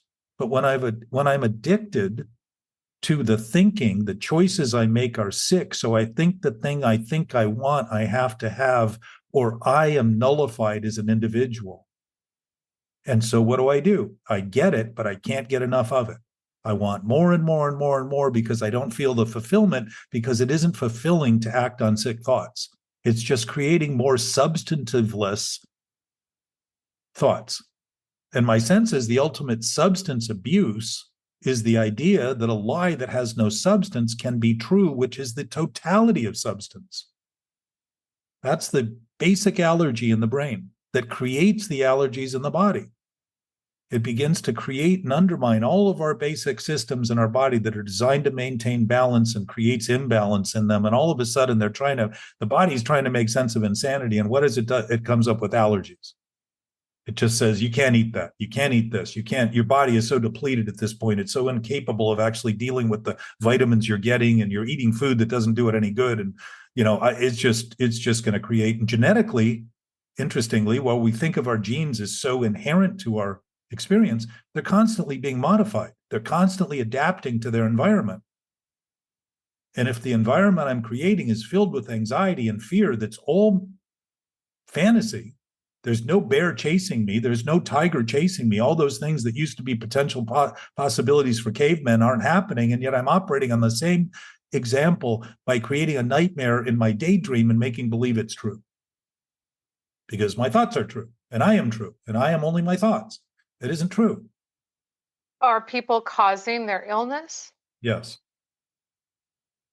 That's why So, that's why they're called dis-ease. There's no ease in conflict. There's no ease in stress. There's no ease in that pressure. It's actually inflammation in our body. Think of pressure and inflammation. Inflammation and stress are considered two of the most fundamental contributors to disease. What happens when I start stressing my body by constricting its ability to function? I'm actually starving it of nutrients and oxygen. I'm not sitting up straight. I'm sitting poorly. I'm breathing poorly. I'm barely taking breaths when breath is fundamental. I'm drinking bad water and thinking it's water. I just need water, rather than saying, no, there's actually clear water and clean water. We've almost polluted all the water on the planet. Jacques Cousteau said in the 60s, he didn't travel to an ocean that hadn't been polluted by us then. Those aren't things that we were required to do. Those are things we did sickly to claim that the decisions we were making were right so we could deny the consequences. And we're doing it today. We're acting as though we've had nothing to do with what's going on in certain quarters. It's interesting that we could be here. I mean, if I am arguing for thoughts that don't exist, I'm arguing for my own non-existence. That's a suicidal thought. I'm fighting to not belong and not be here. Addiction is trying to create fantasy out of reality, or reality out of fantasy, whatever, either direction. It isn't true, and it never will be. And to do that in our thinking is to contaminate all of our thinking. So when you talk about having a positive thought in relation to a negative thought, I've worked with a lot of people over the years, and I used to do this on a one-on-one basis until I realized that having the conversation in a group started to create a situation that was more like what people experienced when they left the conversation, because they were going back into society, but they never had any experience talking openly to people generally in their life, because we've all been saying the right thing. How do you feel? Fine. Everybody feels fine, but nobody seems to be fine. I mean, very few people really seem to be fine, but we talk in ways that are sort of this staccato cadence of performing like we're seals in a circus and we just know what to do in certain circumstances, but we're not particularly being honest, and we're not being open, and we're not being interactive where we could value and feel valued by other people, because we're not offering any value in that thinking or talking. what about in 12-step meetings that are the opposite of I'm fine, and they're disclosing and they're vulnerable and they're honest week after week after week? Is that experience Well, more aligned?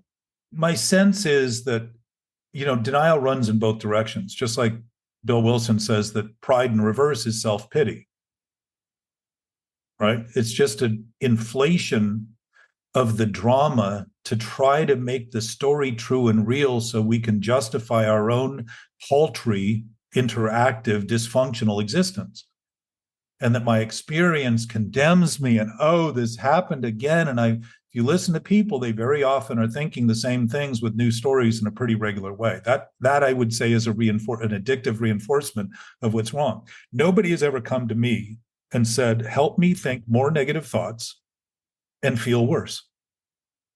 Which would say to me, because if you start looking at things openly, you begin to realize that the positions people are taking are also opposing another position if they're fighting for the position they're in. Because in reality, if I can take a position, I am confirming the potential for that possibility to be taken by someone in an opposite direction. I'm not eliminating that possibility until I think my position is true and correct. I'm actually confirming in reality that position exists in the opposite. So if I think this should be done, someone else can think that should be done. And in the freedom of thinking, that's all worthy of understanding. In the freedom of thinking, all I am is what I think, is to think there's no other position than the one I take. So I'm constantly defensive. And if I'm doing that, I'm feeling worse because of it. And if I'm trying to overcome that worse feeling, I'm trying to treat the effect. And if I'm treating the effect, I'm missing the cause. And that's exactly what addiction is. It's trying to feel better about what's worse. What do I do? Keep drinking and drinking and drinking. I'm looking for oblivion from the misery I keep maintaining by thinking it's not what I'm doing. And that's what overdosing is. The problem grows and I keep trying to keep up with it. But at some point, my body just can't tolerate it. It goes. And people call it accidental. Think of it. You hear it, oh, it's accidental suicide. No, it isn't. These overdoses aren't accidental. People are fooling around with drugs they know kill people and then thinking that their death is accidental so that society can confuse it with something that's just some rare occurrence that just happened randomly and had nothing to do with the deliberate actions and thinking of the person doing it. It had everything to do with that, or that wouldn't have happened. We don't talk about it honestly, and so we don't seem to have a solution for it, and so it continues to grow, and we don't mention it's growing because it's improperly, any disease that is improperly diagnosed by a doctor would grow and get worse. And the doctor would probably lose his license if he kept treating it that way, but we're doing it socially and not noticing that if any of us did what the laws are allowing, or the municipalities are allowing in certain cases, if any of us did that on our own property, we would be arrested for murder, homicide, assault, negligence, animal cruelty. All those things that are happening openly are crimes and not being enforced because of somehow there's blanket immunity. People who need blankets perhaps have been given blanket immunity. What does that mean? They don't have to pay any attention to the responsibility for what they're doing. We're helping them get worse by giving them the impression that the worse they get, the more they're going to receive. And it's in plain view. This makes me think, if there was mental obsession as a cause of death, how many death certificates would list mental obsession as the cause of death? Well, it's commonly recognized that anxiety and stress are at the core of every disease. So it's already being done while it's being seen as this sort of diverse combination of things that seems to be unique to the individual and some strange confluence and all that, rather than saying it's affecting our own. If it's affecting our mental health, it's affecting our physical health, because our physical body is not improved by being under constant stress and anxiety and a sense of fear. The fear is accurate because we know we are fearing what we're doing. We know it, or we wouldn't be afraid. We would be confident, and we would be launching 1,000 ships in a new direction.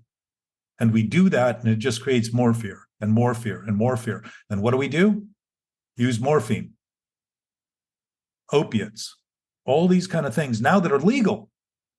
And they're being abused to the point that the overdose rate has equaled or exceeded the illegal drugs. We continue to give drugs rather than notice that if we were thinking properly, our body would be giving us the drugs we need. It's designed to do that. We have the best chemical fact. There's no laboratory on earth that equals our capacity to function and develop the chemicals we need for well-being. And think about it. Think about well-being. It's talking about being.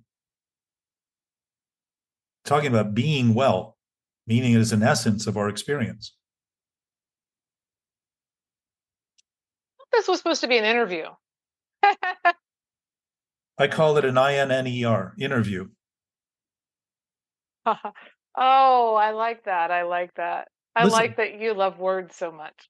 You have been really instrumental in giving me, confirming what I always suspected would happen, and that somebody or some people would come along and start with some experience looking at this and being willing enough to actually refer to what I'm doing as ranting and challenge, because it helps me sharpen my pencil. And I'm not trying to be right at the expense of looking right. I'm looking for what's right enough to be conveyed in a way that could be seen quickly and normally, rather than seeming to be exceptional and rare.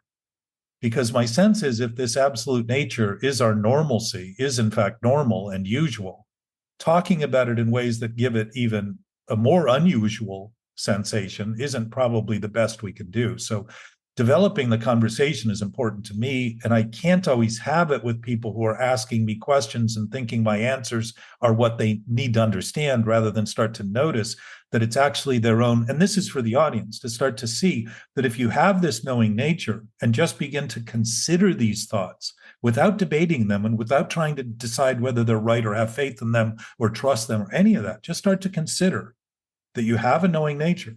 And that knowing nature is aware of its knowing and its knowing of its awareness. It's just an absolute state of being.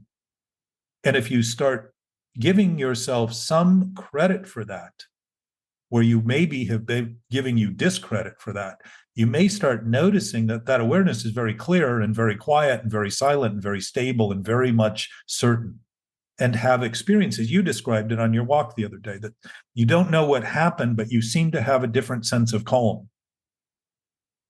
Yeah. Is that what I heard? Yeah, correct. Yeah. So the knowing, what happens in the knowing is that we all of a sudden have a sense of certainty rather than uncertainty and doubt. Because if reality is reality, there's no doubt in it. There's no uncertainty in it. It all comes from thinking about it that causes that. And to simply admit that doesn't mean we can't thinking. This isn't to try to say to people, don't do what you're doing. But if we can start doing what we're doing as we're doing it, we're starting to actually just have what we're doing and creating a relationship to it that isn't at odds. It isn't a fight. It isn't an attack. It isn't a stop. It isn't a must. It isn't a shall.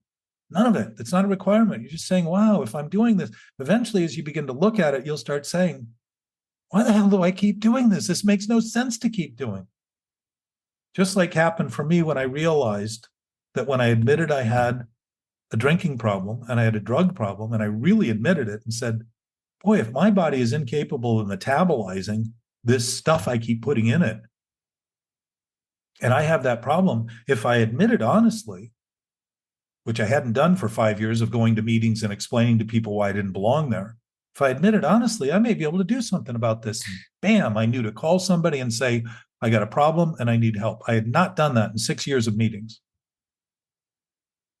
And what happened was I knew that day, and I was high that day. I knew that day that I would get a year, and I'd never had a year free of drugs and alcohol in my life that was free.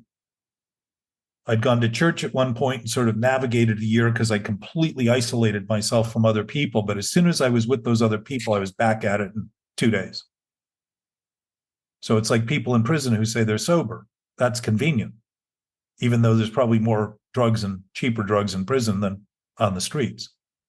But if I'm in lockdown and can't get to it, I wouldn't call that sobriety. When it's in front of me and I see it and say, yeah, I could do this, but it makes no sense to do it, that starts to reveal this underlying potential of my thinking to also notice I can continue this tirade I've been on, this make-believe I've been on, and I can also notice that in the present, if everything's possible in the present because everything's happening in the present, then what's possible is also to think that the impossibility is possible.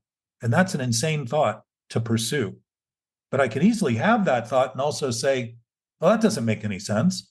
And I'm not interested in nonsense anymore. I'm interested in functioning on a level where I'm actually making good sense. And it would make sense. And you know what happens? I become beneficial to others because I become an example of that rather than just a bunch of words spouting out about how right I am. I don't do this because I'm right. I do this because I want to get better at being wrong. I want to get better at correcting those wrongs and getting a little sharper at noticing when my pencil gets dull and being able to sharpen it before I can't use it. My sense is when we do it together, it immediately connects that, oh, we share this. How fascinating, how thankful, how grateful I am to have you in my life. Rather than fuck you, we start saying thank you.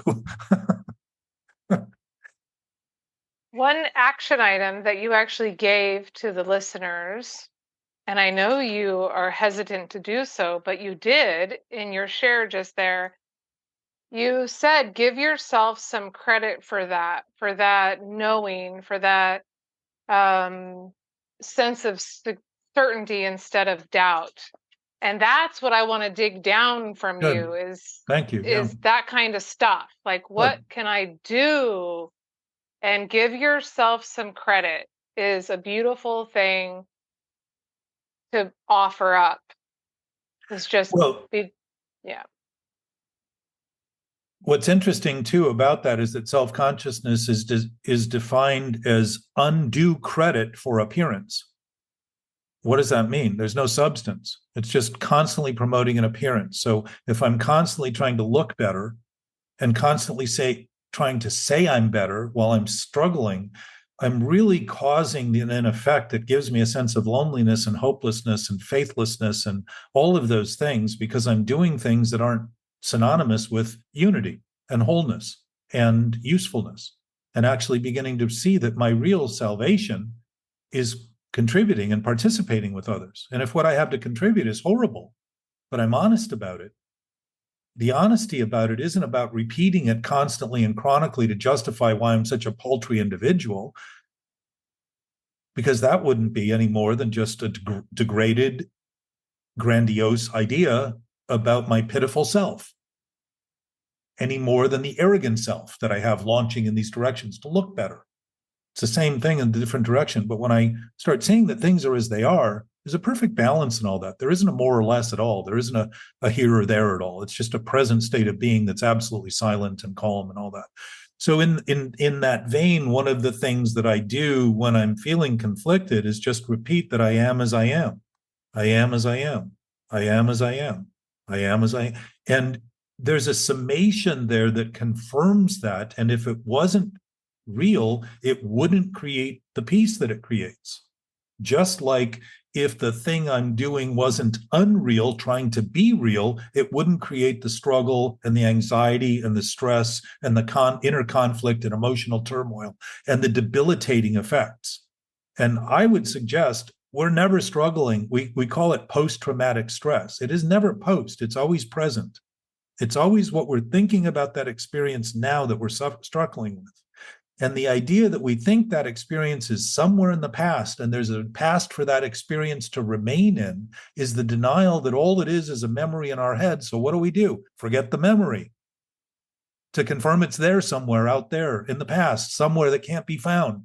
And what do I feel when I can't find something? I feel lost. And what is really lost but the thoughts I have that are at a loss for any substance? And if I start seeing my reflection, the feelings I'm having are actually feeling the thinking I'm doing, as you said earlier, in your studies too, you realize thinkings are creating these effects. If thinking is the cause, it's going to create an effect and it's immediate, but the effect's always going to be preceded by the thought, which means if the problem exists, it's not in the effect, it's in the cause.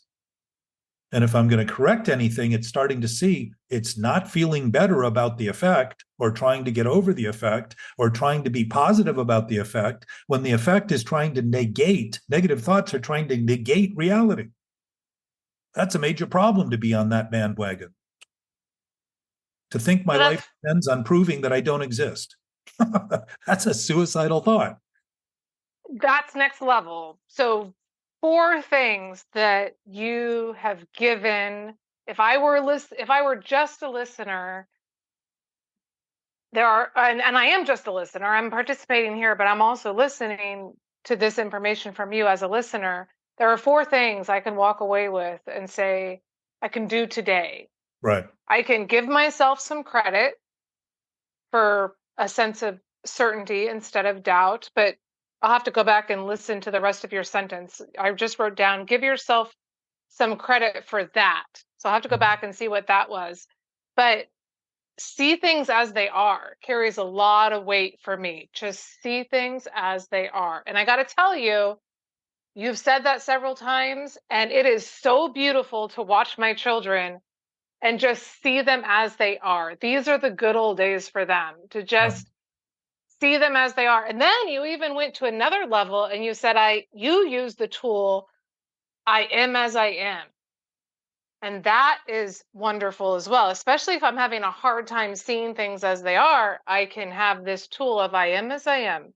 And then what you said earlier was being an observer of your thinking. So these are 4 things that I can practice or walk away with and apply immediately to my life that can help me experience all of the things that we can't force an experience upon somebody.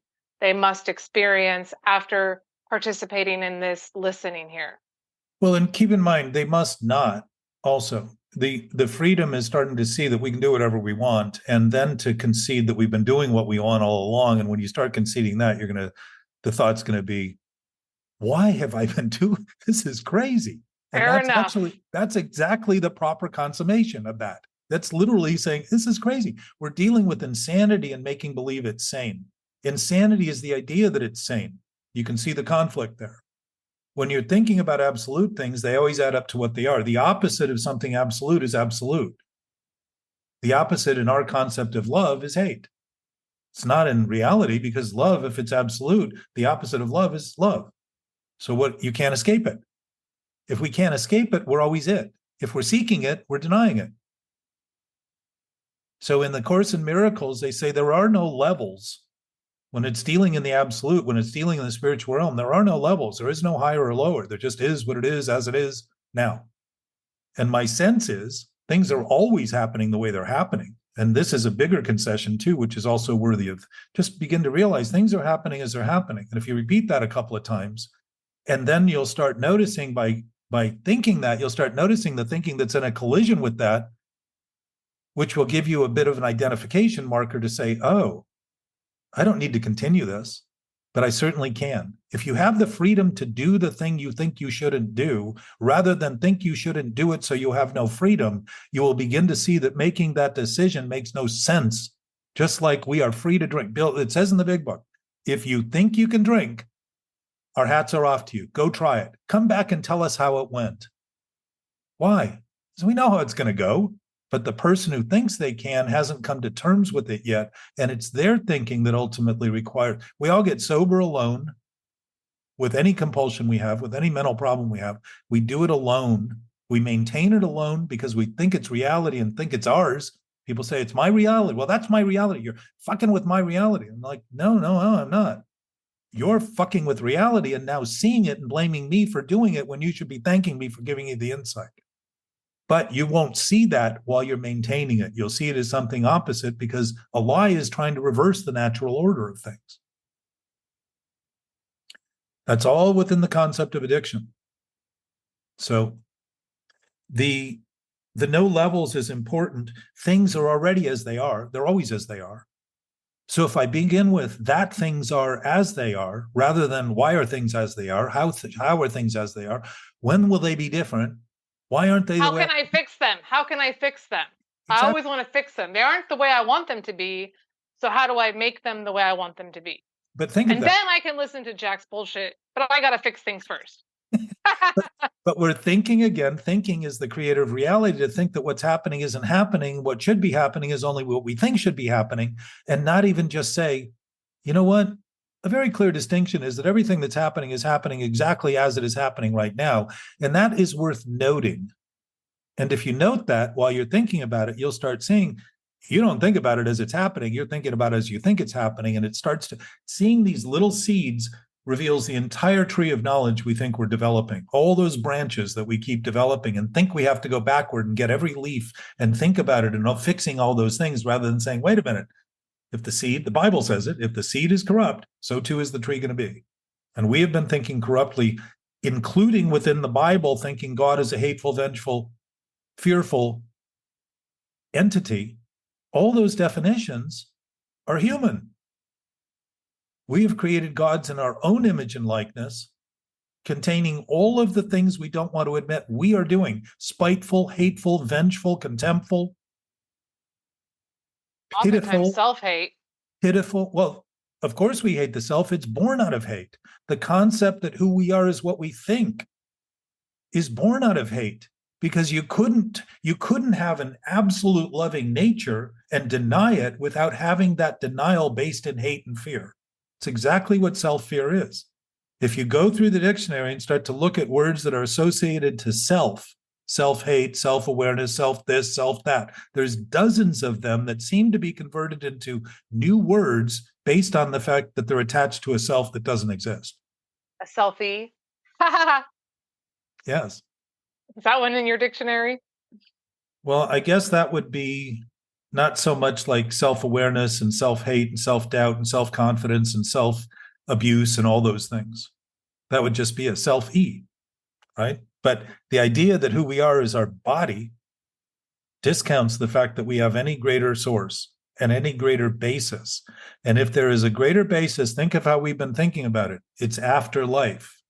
Is there an afterlife we talk about while we're diminishing the capacity of experiencing and expressing that same life during our bodily life forms lifespan? That reminds me of what you said yesterday about the remains of the body. Yeah. That's another thing that I've talked about in the group that we have on Sundays that we discuss. If you watch your words, when I initially say that, everybody thinks I mean censor yourself and do what we've been doing publicly by saying the right thing at the right time to give you the impression that something that isn't happening is happening and something that is happening isn't happening. That's not what watch your words mean. It means you're the observer of your thoughts, and every word comes from a thought, just like every voluntary action starts with a thought. If I'm the observer and I'm coming from I'm willing to admit and concede and begin to operate from the basis of my actual existence, that existence is filled with inspiration because it's spirit. Inspiration is the basis of spirit, the basis of this boundless, abundant, absolute loving gift. If I'm basing my choices on that versus desperation, which is thinking about thinking about thinking about thinking and wondering why I feel disconnected, I'm starting to make decisions that are going to pay off in ways that I can't even imagine. And I won't take credit. I'll say thank you. I'll begin to be grateful because the fullness of the greatness I've always had is beginning to be expressed through my channel, my thoughts. My thoughts are going to start actually expressing how well they do know things rather than constantly challenging me to admit that maybe my thinking doesn't know much at all and it only knows what I'm thinking at things, rather than say, wait a minute, there are a trillion interactions going on in my body all the time. We have 30 some miles of nerves in our system. So when people say we got a lot of nerve, they're absolutely right. There is a lot going on in our body we never even think about for the most part until we're hurting, until we're in pain. And pain is not an indication of something of reality. It's an indication something's wrong. Anxiety is designed to tell us, to give us an image and an effect of saying something's wrong with what you're doing and you're thinking. And if I think what I need to do is kill the anxiety, I'm actually maintaining the thought in the darkness of thinking I'm not doing it, and it's growing and growing and growing. And what am I doing? I'm taking more and more medication, more and more medication. And it's a misdiagnosis because it's treating the effect rather than the symptom. And any doctor who gave somebody who was suffering from, I got staph infection in my blood once, and a friend of mine, JP, who comes to our meeting, saw my arm and he said, something's going on in your body. And I didn't pay any attention to it until I was almost dead. And the doctor saw me and said, it's not your back that's out, something's wrong with your body. And they found this in there. But the body was telling me something was wrong, and I didn't read the signs very well. The body language was saying something's wrong in there. But being so inept to even admit what's happening is happening, certainly I'm not going to pay attention to something that's happening that's telling me that. I'm going to think the best thing I can do is pretend it's not happening. Okay, I'm going to challenge you. So you got a staph infection. Did you cause that?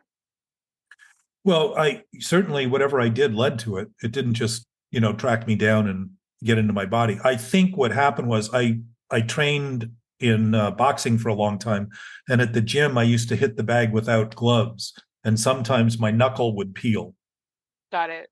And I think I got, that thing, it's covered in sweat and all kinds of stuff. And it never really occurred to me. And I think that's maybe where it came from. But they couldn't figure it out. And the fact was that to have ended up with it, obviously I was involved in it.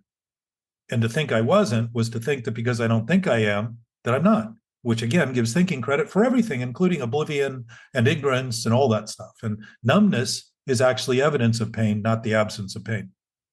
It's the ability to make believe that the longer I make believe I'm not doing something, the closer I'll get to not doing it when I'm doing it the whole time and getting number and number and number. Numbing is what we're doing by trying to alter the effect, is trying to discount the actual information we're getting because we don't want to read it. We don't want to read the body language. We want to think it's a foreign language when it's in fact our domestic language. So talking about it, I suspect, helps.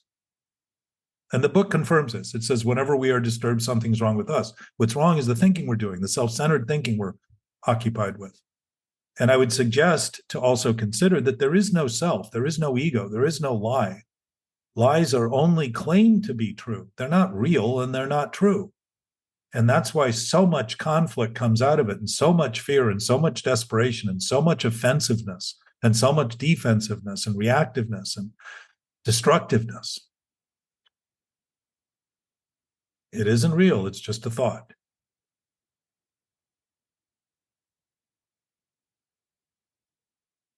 So you are very helpful to me, and this has been very good. And I want to develop this. And I know that there's other people out there that may represent different fields of study, physics and biology, chemistry, psychiatry, psychology, etc., that I think could be part of this conversation and offer insight to this conversation. And I welcome anyone who's interested in that, because I don't want any of my thoughts to become so dominant or prominent that I would be blind to the fact they could be wrong. And I'm very happy to admit I'm wrong, because I've learned that actually admitting it is the insight that is offering me in the wrong I'm feeling. It's filled with information.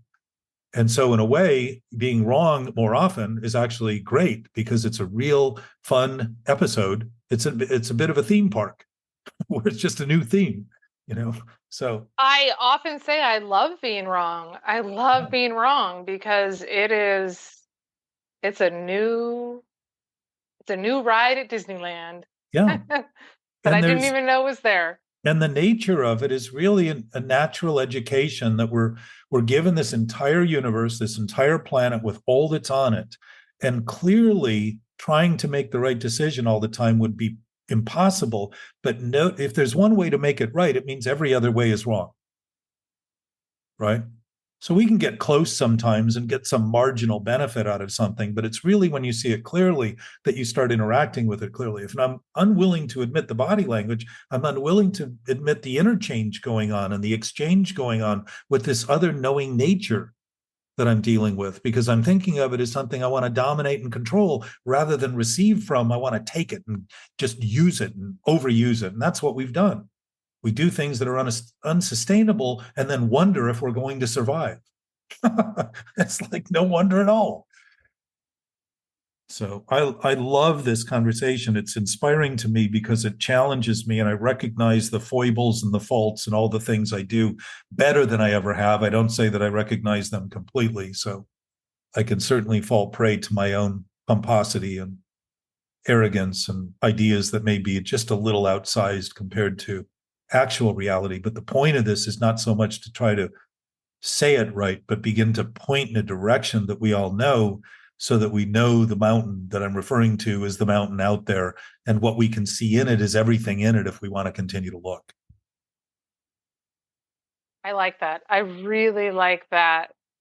We're pointing to the mountain,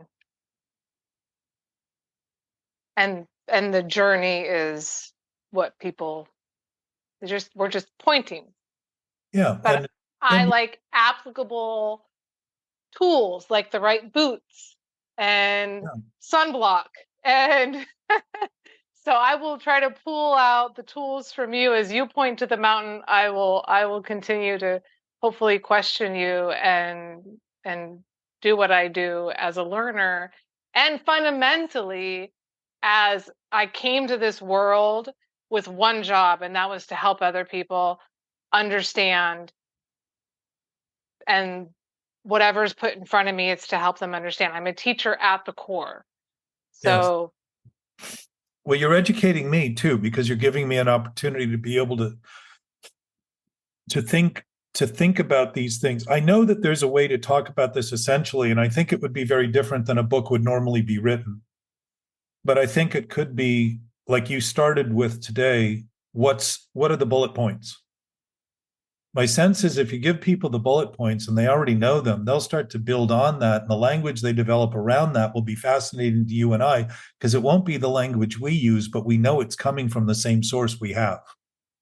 and this is why I said earlier, yes, yes, yes to that, Jack. And earlier I said the 12 steps, they're fundamentally, they have principles and they have you do things, but each of us, I believe, gets something very, we get what we need. Our experience is going to be unique. The way we get to step 12, having had a spiritual awakening as a result of these steps, that spiritual awakening is unique to everyone in what they learned from that experience. The experience is so different for everyone, yet fundamentally the same.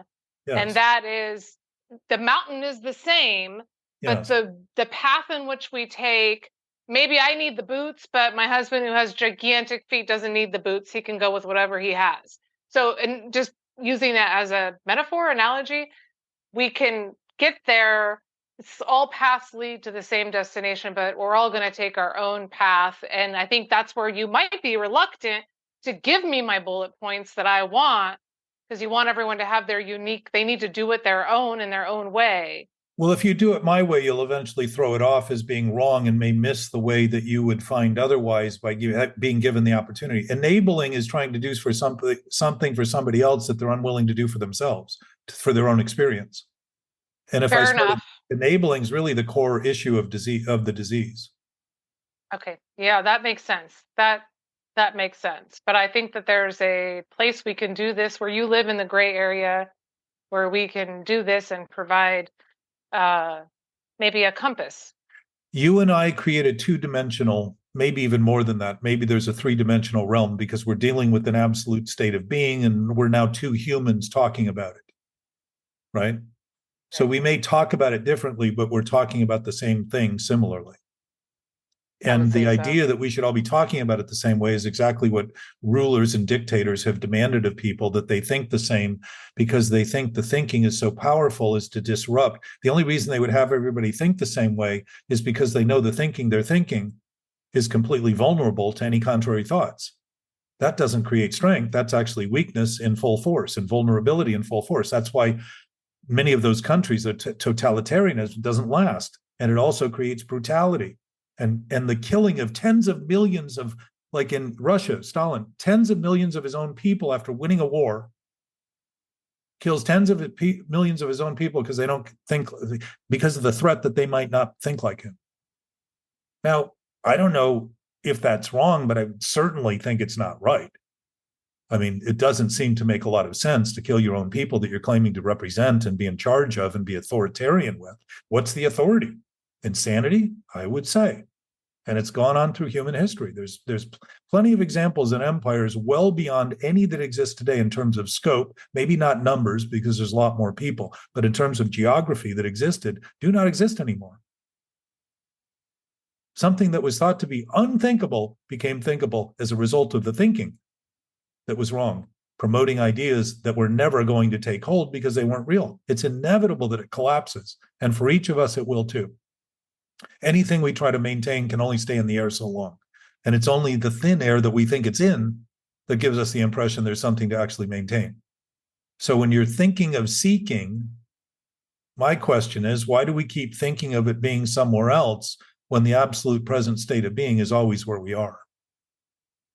And when we start seeking the reasons for that and see that it's insane to think that, it starts making perfect sense that we're always there. We always have it. We're always complete. We're always whole in that regard. And in our human functions, we're just not functioning that well. It's a little dysfunctional to think we're not. When you begin to see that it's not a life's course to fight for it, it begins to dismantle it. It takes it off the mantle as though it's got some prominence, and begins to disintegrate the sense of integration we had in our thinking and begin to realize that everything is already perfectly integrated. Perfectly, so much so that there are no seams. It's seamless in terms of that infinite capacity, that present state. There's nowhere to go. Plenty of places we can think we need to go, and plenty of places we can go in our thinking once we realize that we're not hamstrung by any of it. We're not condemned by any of it. It's only thinking it's real that gives us that impression. There's no fight in a thought that's just a thought, or imagination that's imagined. Imagine is actually one of our greatest assets that has been turned into one of our greatest liabilities by imagining that it's reality. The one thing imagination is never going to be is real, because it's about fantasy, it's about contemplation, it's about wonder and awe and consideration of the totality of things that may seem impossible, but are very much possible because they're happening, they're present, they're absolute right now. And now my functional capacity as a human begins to consider things that are possible and actually achieve those things because I can realize them before I even have to think about them too hard, because my thinking just knows exactly what to do. It starts to work on possibility rather than trying to overcome impossibility. And I would say for all we've done on the planet, it would be easy to repair if we simply noticed we're responsible and started thinking, why would we continue? That's insane to continue. Bingo. Yet we probably will, because we're doing what we want. We think we're going to perfect the thinking and have it finally realized as who we are. There's a lot of people on major crusades on behalf of that line of thinking. So I have been most of my life, still am to some degree, I imagine, and want to talk about it. So I appreciate very, very much your education, your interest, your predetermined thinking in relation to this that well exceeded our relationship, that also confirms to me that this thinking is happening out there in the world in disparate seeming ways that can be consolidated under the banner of addiction, and something that we can absolutely recover from in a nanosecond by realizing that insanity has never been reality. And mental illness is simply an ill-conceived idea thought to be reality. And it's no more than that, and it's no less than that. It's gone as quickly as we notice. It isn't even there, but to the thinking we're doing. And that thinking is always in the present. There's no place to get back to and no future to get to. None of that. Those are all concepts of thought. Love you, child. This was a pleasure. All right. So you and I have agreed to continue to do this. I would love to do this once a week and develop on the basis of what we talked about today. And for the listener, I have always thought of writing this, and I've written extensively, but I'm not a writer, but I've written enough to be a better writer. And it's helped my thinking enormously, because I can often see in my writing that something doesn't make sense that I'm trying to say, and I'm revealing the lack of sense I'm trying to make in my thinking. And has helped me clarify a lot of this. So the writing for me hasn't been an end result. It's been part of a process of learning and growing and starting to see that when I put my thoughts on paper, and they're staying still now, not easy to manipulate and think that I wasn't thinking what I was just thinking, I start seeing the fallacy in them and the way that they don't add up. I can see the conflicts and start to actually refine those thoughts, which is where a lot of the things you're picking up on today came from. Which is another great tool Yes, that someone can use, is writing yes. to process, writing to consider, writing to see things as they are. It's really hard to lie when you have pen to paper. Well, but I would encourage you to lie on paper so you can begin to witness those things that it's very hard to deny what's on paper once it's written, while we can deny what we're thinking when we think it. Yes. Because What he said. within the context of thinking, we've got all these potentials to actually think that what's happening is all that's happening, because we get consumed with the thought. It's like putting my face to the ground and thinking I can't see anything else, and I'm just stuck with this little tiny image of dirt. That's a choice. So I really appreciate this. But writing, my sense was, when I started putting words on paper, I gave them a place to live, and I didn't need to maintain them in my head anymore. I could let them rest. I could close the book on them and let them be there for a little bit. And I started to realize it gave me a little perspective. And then when I read them, a lot of them didn't make sense to me. So I understand when people say what I'm saying doesn't make sense, because it doesn't always. I'm doing what I can to express what I've never said and try to put it into words that can't, we talked about this the other day. The words can't possibly define an essence that's not physical and not relative, that's absolute. But they can point in that direction. They can be references. And My generally, example hmm? my example for that was dreams. Exactly. So for the listener, when you try to describe a dream, the essence of the dream cannot be put into words. We Yeah. can get So close, but never. neither can spirit in terms of words enough. If you didn't know it, you'd never grasp it. Or the grasping of it would constantly, the way obsessive thinking works is that this idea that we're just going to keep developing it, developing and developing and developing it. Someday it's just going to magically become true, and we're going to be able to stop developing. That's the hope of the obsessive thought. But the promise is guaranteed to fail. And because we think it's reality, we think the promise is the guarantee of success. And actually, in it, the success is the failure, because it's the accurate assessment of what we're doing as wrong and has no basis, non-substantive, imagined, not reality. I have a word for that. You said the accurate assessment. So when the kids do something quote unquote that we describe as a mistake, I have a word and we call it an opper steak. So that is opper steak, like opportunity and mistake together. Ah, So an opper steak in our house, and it drives everyone nuts because mom loves it and loves to point it out. But an opera steak is that accurate assessment. So yes. failing is not failing. Our language has negative connotation around the word mistake and failure, but really it's all an opera steak for next time. Now you have information you could not have gotten any other way on a level that you could not have grasped any other way. So it's not a bad thing. It's an opera steak. It's created precisely as a mirror of the thinking we're doing, which is the absolute curriculum of either solution or problem, depending on the choice we make in relation to the looking at it. Say that again, or say that in another way. The opera stake in your term is Yeah. it's literally witnessing the curriculum that's being created. Nature is telling us exactly what's wrong because we're operating at a level that's completely impossible to ever realize within nature. You can't take something that's wrong and put it into effect without destroying things. You basically undermine things by doing that, exactly the way we undermine our body, metabolism, all that kind of stuff. We undermine its potential to actually function. Yeah. So Yep. that learning the curriculum, the real art of life, is in the digestion of those ideas, food for thought, that's actually nutritive, that actually feeds us and says, oh, well, boy, if I can do this here, I can do it anywhere, anytime. Because rather than look at the individual thing that I'm dealing with, I'm starting to look at the way I'm seeing it. And when the way I'm seeing it starts to change in relation to accuracy, and you were just talking about accurate assessment, Those which were I your use. words. I took it from you. Yes, I was going to say I use that because my sense was we don't tell the truth because the truth need not be told since it already is everything. What do we need to tell about it? It already is everything. But if we can be honest about our experience, that's a very different thing because that's something we can actually do as humans. We can be honest and accurately assess what we're doing and talk about that. If I'm having a thought and tell you that it's truth, now I'm challenging everything you think you are and every wrong thought you have. That's a very difficult relationship to have. If I tell you that I'm having a thought and it's just a thought, then when I tell you the content of that thought, it's just a thought. And what's a thought going to do but change?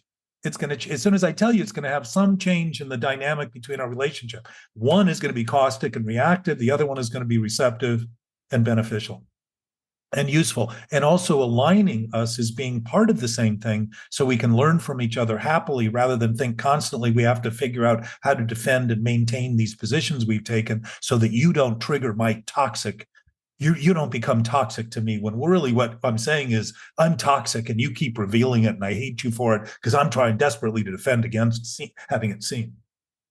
It's all backward. So addiction is backwards. It's the attempt to reverse the natural order of things. Can't be done. So it seems like an impossible life. If we talk about it socially at a broader level, which is why I invite people from different disciplines to engage in this, we can talk about it socially and the answers will come because they already exist. We're simply denying them because it would undermine the righteousness we've built around the defenses we have about being right. There's no righteousness in what is right. Righteousness is always fighting for what is wrong. Because right always just expresses it. All you need to do is apply it and it works. You don't have to think about it at all, nor does anybody else. Kids learn to ride bikes quicker when they see their friends riding bikes than when their parents tell them how to do it. They're like, oh, that's possible. They're doing it. I can do that. Bam, they're doing it. It's the same with this.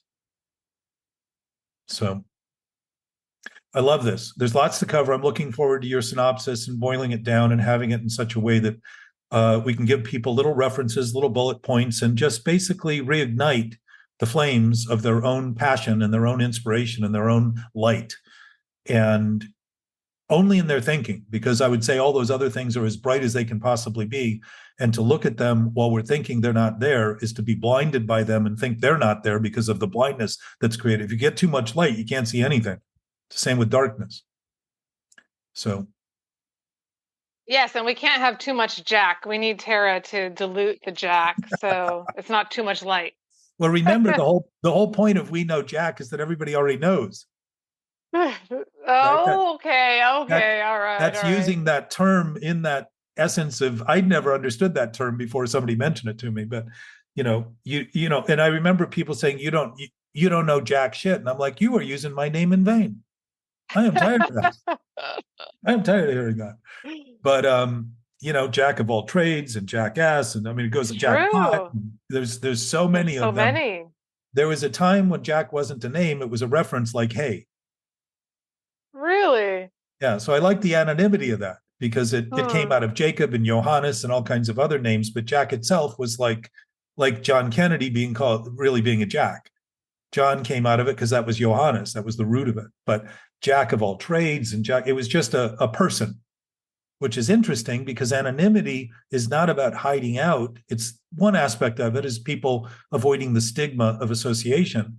But the ultimate nature of the principled anonymity is actually a faceless, personaless, egoless, fearless, present state of being, awareness.